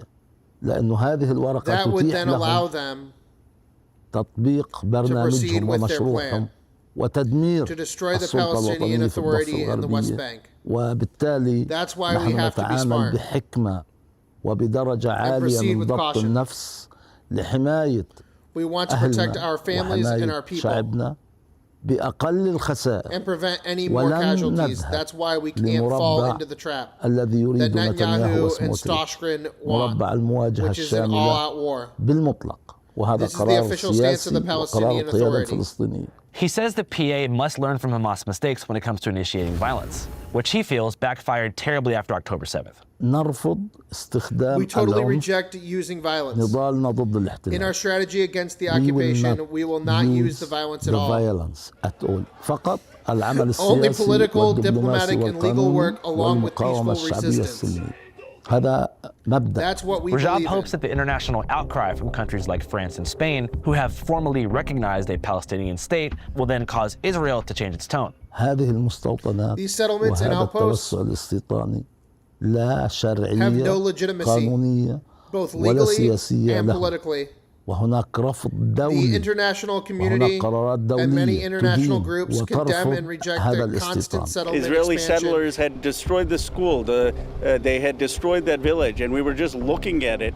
And these hoodlums come in with machine guns, an M4, an American-made machine gun, and they detain us. They block off the road. And then they call the IDF, and the IDF is on their side, not on the side of the Americans. Rajab also says that Palestinians shouldn't be too worried because Netanyahu will be out of office soon. The Israeli government won't continue to work, therefore any future political agreement, these settlements would have to be removed. In the meantime, we won't be dragged to the point that Netanyahu and Stashrin want. We will abide by international law. And we will maintain our political stance based on the principles that I mentioned before. For some, the PA's nonviolent stance when speaking to outsiders, like me, is a smokescreen for how they treat their own people. They've been accused by hundreds of eyewitnesses of cooperating directly with the Israeli army, particularly in the clearing of Jenin camp, a mass displacement event that took place in the January of 2025. Codenamed Operation Iron Wall, the Israelis invaded Jenin under the guise of an infrastructure improvement project, and then instead began kicking tens of thousands of people out of their homes, burning shops, exploding gas lines, drying water wells, killing internet, and frying electrical grids. Here's an eyewitness account. It has been a year and 10 days since the Israeli armies kicked us out of our homes. They just came suddenly without warning. We heard planes, army invading along with drones, and all of a sudden this happened. So quickly, they didn't give us any warning. Planes started flying around and shooting people. People are injured and martyred. We had no time to prepare. My home was burned. There's no time left. No one can stay in their homes. They were destroyed by drones. There was no reason given. They just said, evacuate, get out. They didn't even let us take our cars. They made us walk. I didn't bring any belongings. We weren't able to get anything. When we were fleeing, I wasn't scared. But when they shot at our cars and we left, then I got scared. They separated me and my uncles and my cousins and even broke my uncle's back. My brother and cousins were both martyred, and now my brother and my other cousins, and we have martyrs, 3 of them. 2 of my brother's sons and my sister's daughter. 2 more are imprisoned by the Jews. God willing, God will bring them back and we'll go back to our home. Who is there? As she mentions, 2 of her nephews and niece are in prison for resisting the displacement. Some of them are in Israeli prisons, but others are being held by the PA. She says it really makes no difference there. She hasn't been able to talk to any of them. It's been a year and a half. Their father is also imprisoned by the PA for 15 years. What are their charges? He's being held in detention, but we don't know what his charges are What do you think yet. about the people that displaced you? May God bear witness and hold them accountable. May they all die. May God never forgive them and separate them from my proven brothers. that during Operation Iron Wall, the PA was working in direct coordination with the Israeli army and took on the responsibility of cleansing terrorists from the camp. The terrorists in question were a Hamas-connected civilian group of militants called the Jenin Brigades, whose stated goal was to resist the Israeli destruction of Jenin and keep homes intact. There is a group of mercenaries who were being used by Hamas, Iran, and Islamic Jihad under the pretense of resistance, but they're not resistance. Most of them are thieves and wanted criminals. They commit fraud and theft. So most are wanted criminals. Yet they call themselves the resistance, which isn't true. Israel knew about them and let them exist. These groups only work against the authority وليس ضد never إسرائيل. against وأيضا Israel. كانت هذه These groups المجموعات also مبرر إسرائيل were the لاجتياح justification for مخيم Israel جنين. to The invade PA then Jenin. assassinated their commander, forcibly arrested protesters who demonstrated against the PA's actions, beat and interrogated both journalists and members of the Red Cross, and by Operation Zen, they killed 8 civilians and successfully put down the Jenin brigades, making way for the Israelis to come in and displace all who remained.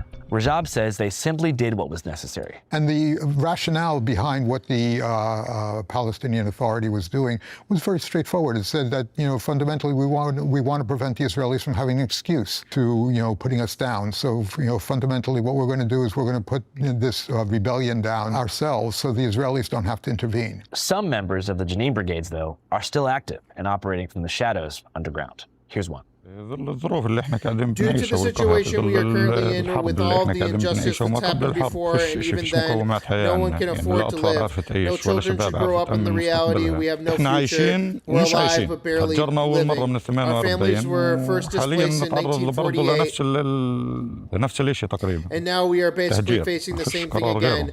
I had no choice but to join the Jenin Rajab brigades. says the Jenin brigades were far from the freedom fighters they claimed to be. When the Israeli army invaded Jenin camp, not even one shot was fired towards the Israeli army, which shows that these groups aren't actually interested in resisting Israel. They were used by Hamas because Hamas and Iran want to stir up trouble in the West Bank and ultimately be able to weaken the PA. يتعارض مع برنامج السلطة الوطنية. مشروع مختلف بشكل واضح. I will say this loud and clear. لن نسمح We won't allow any faction to have weapons in the West Bank except for the Palestinian Authority. خارج إطار الشرعية الفلسطينية. Anyone who attempts to arm themselves will be buried. The Palestinian Authority will find these factions, confiscate their weapons, arrest them, and put them on trial. Are you afraid of being arrested or killed? There is some fear, but let them tell me you again, there was no other option. No one would choose, but we were never again the chance to live in peace. Rhetorically, the whole whodunit gaslight struggle is honestly most comparable to that of the American right wing, where people who used to be kind of friends are just constantly accusing each other of either being feds or compromised individuals in the pockets of larger forces. Hamas, the Jenin brigades, and many other radical groups see the PA as being controlled assets of the occupation, who are deceptively and coyiously pushing MLK-style nonviolence to clear the way for an Israeli takeover. And then the PA sees all of them as all religiously brainwashed Iranian assets, who are playing into the hands of the occupation by giving them more of a justification to invade, increase settlement expansion, and clear the way for more land grabs. The reason our tragedy is the PA. They don't want anyone to resist. It's as simple as that. They want no one to resist the Jews. What the PA did would be unacceptable to anyone in the world. Not even an animal or a bird would accept this treatment. Even a stone would speak up. If I keep speaking badly of the PA, it wouldn't do good. The leaders are bad. The police forces are bastards. All of them. Whatever I say about them, it wouldn't be enough. They hurt me a lot. Look, we know that the Israelis just wanted to use this group as an excuse to invade Jenin and eventually destroy the camp. It's exactly what Hamas and Iran wanted. بغض النظر عن الأدوات It didn't matter to Iran who the group was. يقوم بهذا الأمر. المهم أن يكون ضد السلطة. As long as they were there. Ask him if you could ask him any question. I would ask him just that. I would ask him, whose side are you on? The problem is that the PA doesn't represent the Palestinian people anymore. Most of the Palestinian people probably feel that as well. Hey, what's up, guys? I'm here in Berlin, Germany, not in Palestine anymore. But in today's episode, we took a close... Guys, make sure that you check out Andrew Callaghan. Andrew interviews Palestinian General, Channel 5 with Andrew Callaghan right now. This just dropped today. Let's get into it. Back to the show. Here we go. When it comes to these complex issues, hardly any of that matters to the people on the ground. like the displaced families of Jenin camp themselves, who just want to go home. They displaced us and now we are forbidden from our own homes. I just pray to God to bring us back to our homes and our camp. Just let us return to our homes. What we did nothing. I can't eat, drink, or even sleep without thinking of returning to my Today, home. as far as the people that have been displaced from the Jenin camp, does the PA have any plan in place to try to find housing for them and make sure that they can, transition back to a normal life?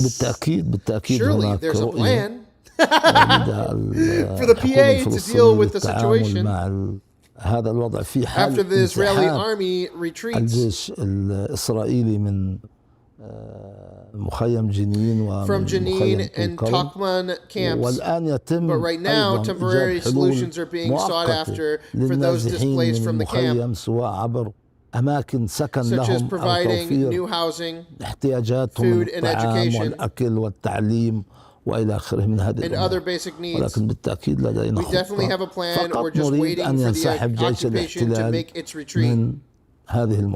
Like many things, he said, it felt very much like a rehearsed response, so I decided to keep it pushing. What do you think are the main issues that need to be solved on the ground right now in the West Bank? The Israeli government needs to stop. Needs to stop their illegal operations and actions against the Palestinian Authority and against Palestinians in theEst Bank. Meaning releasing the tax money, allowing Palestinian workers to operate inside Israel, removing the gates, fences, checkpoints that suffocate the Palestinians, stopping the settler terrorism, and starting real, serious negotiations regarding the future of the Palestinian state. You keep mentioning the money thing. Are you saying that all tax revenue of Palestinians flows through Israel before it's redistributed to, essential services like water, electricity, and sewage? According to the Paris Agreement, Israel is the one who collects all taxes for the products entering Palestinian territory.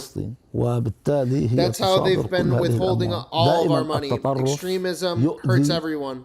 Smotrich and Ben Gurf aren't just hurting the Palestinians, but also the Israeli people.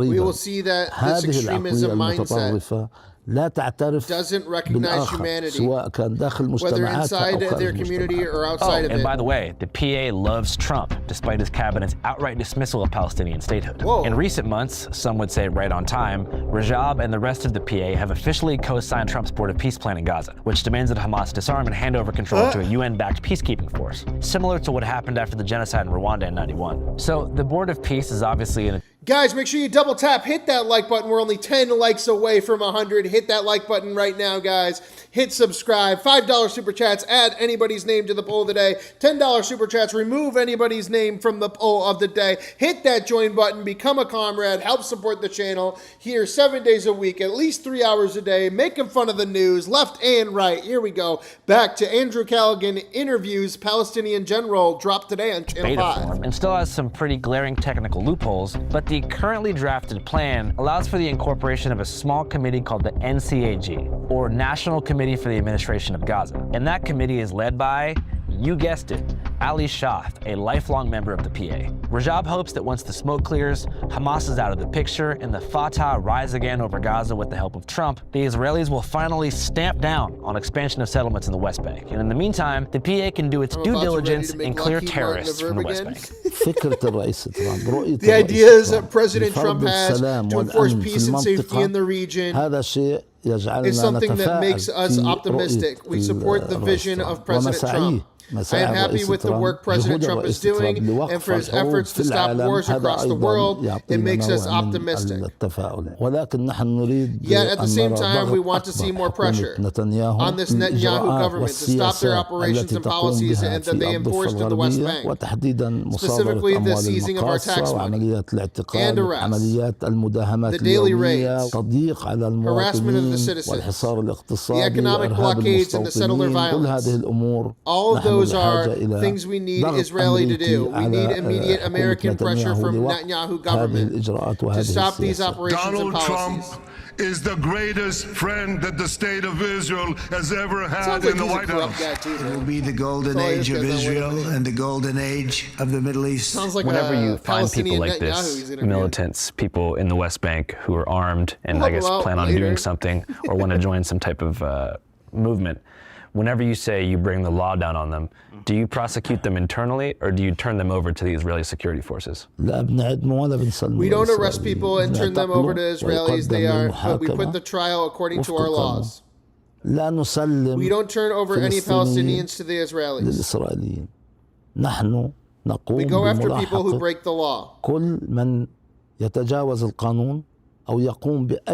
if someone does something illegal, we arrest them and take them to our own jails.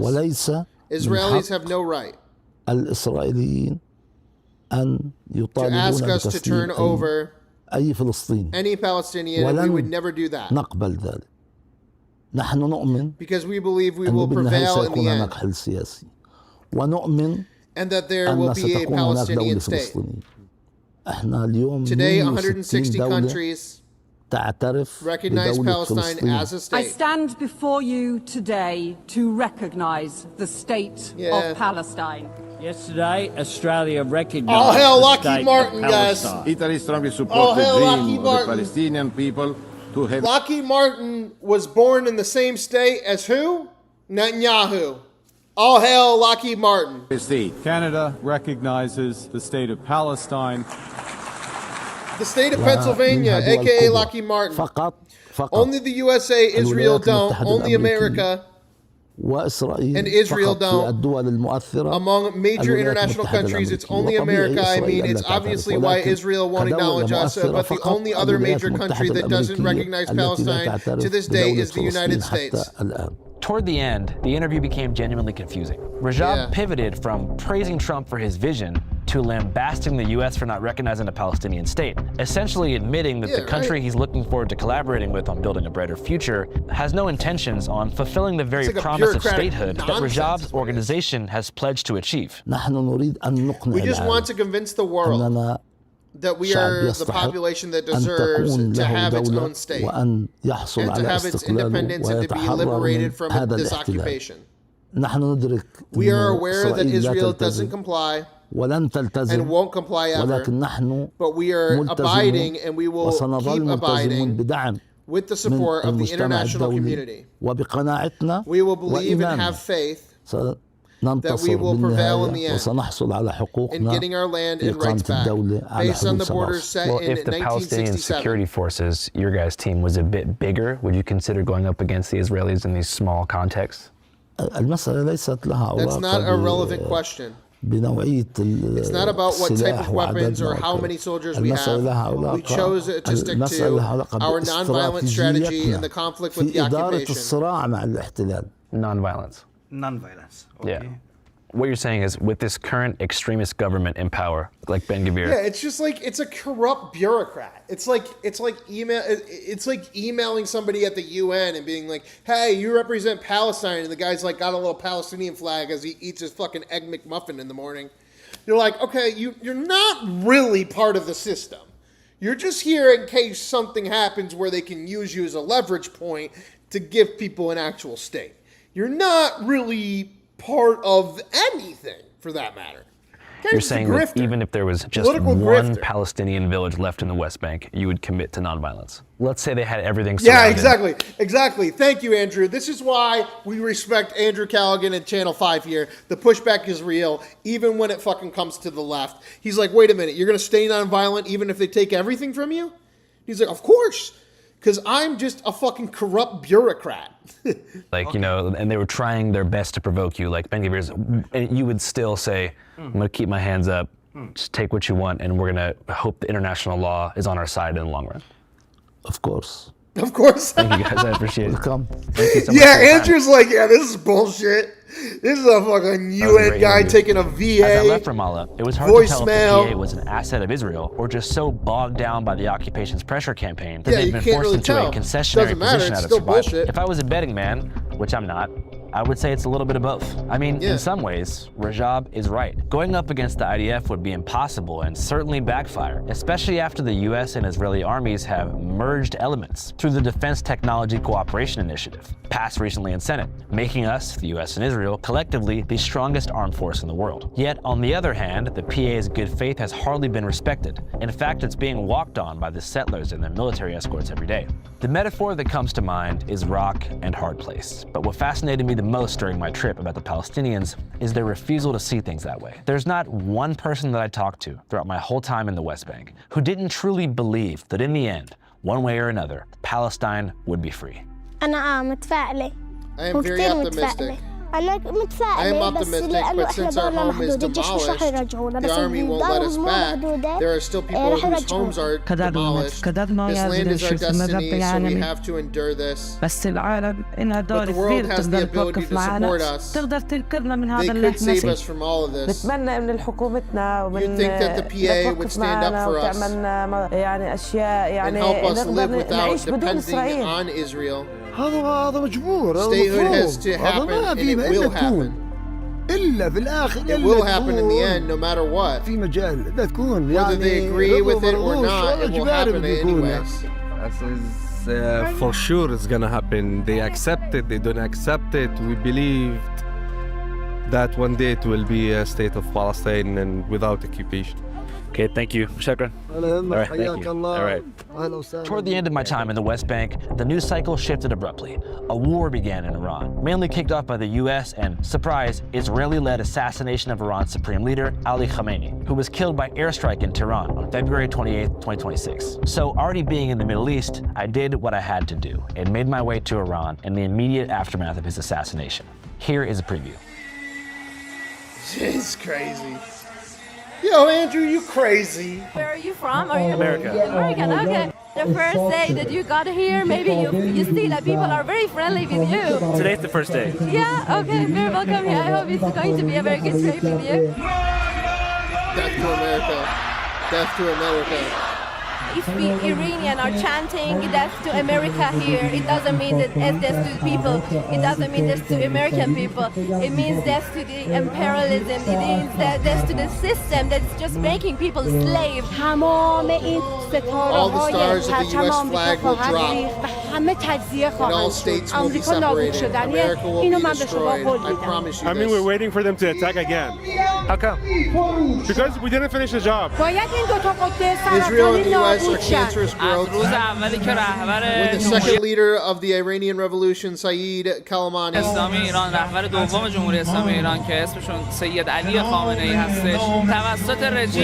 by the criminal U.S. regime and the dishonorable People gathered in force and took to the streets. شهید شدن مردم از اون موقع تا حالا اومدن داخل خیابونا به زور پیدا کردن و شعارشون هم اینه ما تا If you want to see our full documentary, War in Iran, head to our Patreon at www.patreon.com/channel5. If I had it my way, everything would be free. But hiring fixers, renting equipment, traveling across the world and fighting lawsuits against powerful people is very, very expensive and time-consuming. So we need your support. Channel 5, as mentioned, Channel 5 with a great interview with Palestinian General today, guys. Let's get into this now. Reason has a parody of Choosing Texas, which I already talked to you guys about Choosing Texas for a second. Choosing Texas is 2 weeks away from being the longest #1 hit of all time. But because of that, they're now trying to make new charts. They're trying to make a Miami chart, a New York chart, a LA chart, saying that, you know, we now no longer have one American #1 hit song. We have multiple different ones because Choosing Texas isn't #1 in LA or in New York. They really don't want you to understand what the fundamental principle of the song Choosing Texas is. And here is Reason TV to help us with this parody of Choosing Texas. I'm in Austin, Texas. I moved from New York City in Manhattan during 2021, made a documentary called Christmas in Florida. Go watch it. The only Christmas movie that will ever end on January 6th. Moved to Florida to Orlando for 3 years, and now I have finally chosen Texas, and I live in Austin. And I think everyone should choose Texas, to be honest. Hey, what the heck are you doing? Guys, I'm moving to a different state. What? But this is the best place in the country. Yeah, where could you possibly be going that's better than this? Just when I thought he loved our single mile of high-speed rail, it's the perfect amount. Our water supply for fires, that is basically a pail. I can't imagine ever needing more. Doesn't he love our various high taxes? Yeah, on income, property, car, and gases. He's choosing Texas, I can tell by the way he's two-stepping round the room. And judging by the tax assessment on his place, he's probably leaving soon. I mean, it's lower than mine. It doesn't take a crystal ball to see there's needles on the sidewalk up the street. Smoking crack all by myself. Yeah, he's choosing Texas, I can tell. Well, come on down to City Hall and listen to a hearing. I bet that'll change your mind. Okay. Netanyahu should be arrested, that's what I declare. What meeting's this guy leading? He's in charge of pothole repair. It's pothole adjacent. He always loved not getting robbed in the morning. You did mention that. We should have taken that as a warning. He's choosing Texas, I can tell by the way he's high-fiving every dude. And judging by this meeting of the PTA, the U-Haul's coming soon. It doesn't take 10 flock cameras to see. We let folks use the bathroom on the street. Taking craps all by myself. Okay, he's choosing Texas, I can tell. Oh no, there's a new meals tax as well. He's choosing Texas, I can tell. Maybe we should move too. Austin doesn't have high-speed rail. You know, I've read that. Did you know that the SAT is racist? When you look at the person who created the SAT test, these were avowed eugenicists. Some were. A few years ago, claims of racism led most colleges to stop requiring the test. The University of California system will no longer require applicants to submit ACT or SAT scores. But now, 5 years later, the tests are making a comeback. I'll cover the reversal in a moment, but first, here's our report from a few years ago on the attacks on the tests. Some schools now won't even look at scores. Why? Partly because richer kids often get tutoring help that gives them unfair advantage, and because some minority groups don't score as well. If more universities began to become test optional, this would allow more students to be accepted into a wider range of colleges. Real learning is not standardized. So why judge children in schools just by test scores? Black and retarded. Commercials from this group helped persuade colleges to dump tests. I mean, these are businesses selling products. The College Board is $1 billion a year business. Its president was paid over $1 million. Fair Test president says test companies just want to make money. Like the tobacco industry, giving you the best spin on what they can do. What's wrong with the tests? Well, the test makers themselves admit that the SAT and ACT are inferior predictors of college performance. Inferior? Well, test makers do admit that high school grades predict 33% of college grades, while tests predict 32%. Not very inferior. And using both grades and SATs is best at predicting grades, which makes the tests useful. If you're a Latino immigrant who goes to a lousy high school, but you test well, you've got a shot. That might help. It's a diamond in the rough argument, and there are actually very few examples of that being true. I believed him until I looked at College Board data that shows students with C grades in high school, but great SAT scores do better in college than A+ students with lower SAT scores. That's true for all grade levels. Better test scores strongly predict success in college. This MIT student got good SAT scores. He tweeted, "The SAT is fairer than the alternative, needing my parents to connect me with a professor." A standardized test is really the best thing we can do in order to level the playing field. By pushing this, you're just screwing the minority student who is really smart, but goes to a lousy high school, has family problems, and got low grades. Presumably, if that kid is really good at doing academic work, that student would have shown brilliantly in her high school classes. One irony here is that it was standardized tests that once helped bring underrepresented groups into colleges. Jews, for example. Jews were called too bookish or too clannish or too overly focused on their academics. Jason Riley of the Wall Street Journal points out that after SATs helped Jews break in, Harvard reduced focus on tests to prevent a dangerous increase in the proportion of Jews. Oh, geez. Now colleges do to like Asians John what they Ossoff, once guys. did It's like to Jews. backwards to... It's about like making these anti-Semitic to do this. campuses look right. Using them to make your college catalog look more colorful. It's about aesthetics. It's not about learning. Of course, learning disparities start well before college. If you want more diversity, you should open up more of these charter schools who somehow seem to be able to prepare these kids for these tests. Some do succeed at doing that. School is boring. No, it's not! These charter school students just got their college acceptance notices.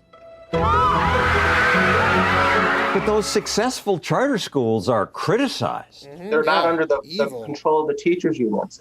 Allowing school choice, he says, would do more to close the race gap than eliminating tests. And if you eliminate the test, John, you're just going to delay where it shows up elsewhere in this child's life. So you're not doing that child any favor. But woke educators want to eliminate tests to make it easier for them to control which racial groups are admitted. And today, what the woke want, the woke get. You're losing this argument. Many schools are getting rid of tests. I think that's sad. You have turned oftentimes bright kids into artificial failures by mismatching them with schools. What's wrong with these schools saying we want a more diverse student body? How you achieve it is what I take issue with. There's this assumption if we just get these kids in the door, they'll be fine, they'll do okay. No, they won't, and they're being set up to fail. I see no progress in getting a bunch of black kids admitted to MIT and then having them flunk out or struggle. And they don't need to be struggling because they could be going to another school and doing quite well and actually graduate. It's not working. It wasn't. And now, finally, schools acknowledge that. Harvard University is now the latest school reinstating its standardized testing requirements. Yale University reversing course. Dartmouth College issuing a similar decision. Every Ivy League school has brought back testing, and other schools are following suit. They finally admit what the data always showed. Tests are useful. A study revealed standardized test scores were a better predictor of academic success than a high school GPA. I'm glad schools now admit the tests are useful. It's absurd that for years, woke activists got them banned. Facts, man. That's Here at so crazy. Stossel TV, we'll... All right, last one now for the day. We got Thomas Campbell earlier today on Joe Rogan. Let's check this out. It was governed by the people, and they were real advanced like that. Now, it only lasted so long before they got overrun by barbarians. Yeah. But, you know, that's the kind of thing that people could do. And you know how they started that all out, too, right? Yeah, well, go ahead, tell me. The Eleusinian Mysteries, do you know about all that? No. There's a great book called The Immortality Key by Brian Murarescu. He's been on this podcast a few times, and brilliant guy. And he had this theory, and it's based on a lot of the writings, a lot of what we know about these Eleusinian mystery rituals that they would do, where they would take this journey to this place and they would have these experiences. Well, they analyzed some of the pottery and they found residues of psychedelic substances. So what they believe is that the advent of democracy, the whole culture that they had came up was invented by people who were having psychedelic experiences and realized a better way to organize and structure their culture. And that culture is the foundation of Western civilization. That is the whole reason why we exist in this experiment of self-government right here in the United States in 2026. That's right. It's these people who are tripping on ergot. They were tripping on acid. They were doing this and probably a bunch of other substances as well. But they've isolated that one compound in particular, which has an LSD-like effect. Yeah, but just because they found that doesn't mean that they, in general, all of them were doing it. But obviously some were, because they had that residue. Well, they talked about these experiences, and when they talked about them, the way they wrote about them sounded exactly like someone who was on acid, or someone who was on psilocybin, and probably there was probably multiple different modalities. There's probably a bunch of different ways they tried to achieve this and did it, but it was a ritual. It was you had to take a journey to get there. They walked. They weren't supposed to drink water. They weren't supposed to rest or eat until they got there, and then they would have these experiences. And these are the people that, that was a radical reformation of culture. Yeah, but if they were talking about their experiences, and it sounded like that they were experiences that came out of chemicals, everything that you can experience when you take these chemicals, you can get to that same experience without the chemicals. It just takes a lot longer. The chemical is a quick thing, but you can get to all those same ideas, all those same beautiful colors and patterns and ideas and all that stuff that... I always say it whenever, especially women. Women tend to do this, where they project that they need to go to the doctor, they need medicine, and I say, well, the mind is the greatest drug. The human mind is the greatest drug. And anything other than that kind of stance is leaning towards a dangerous territory where you somehow need something that isn't inside you. The human mind is the best drug.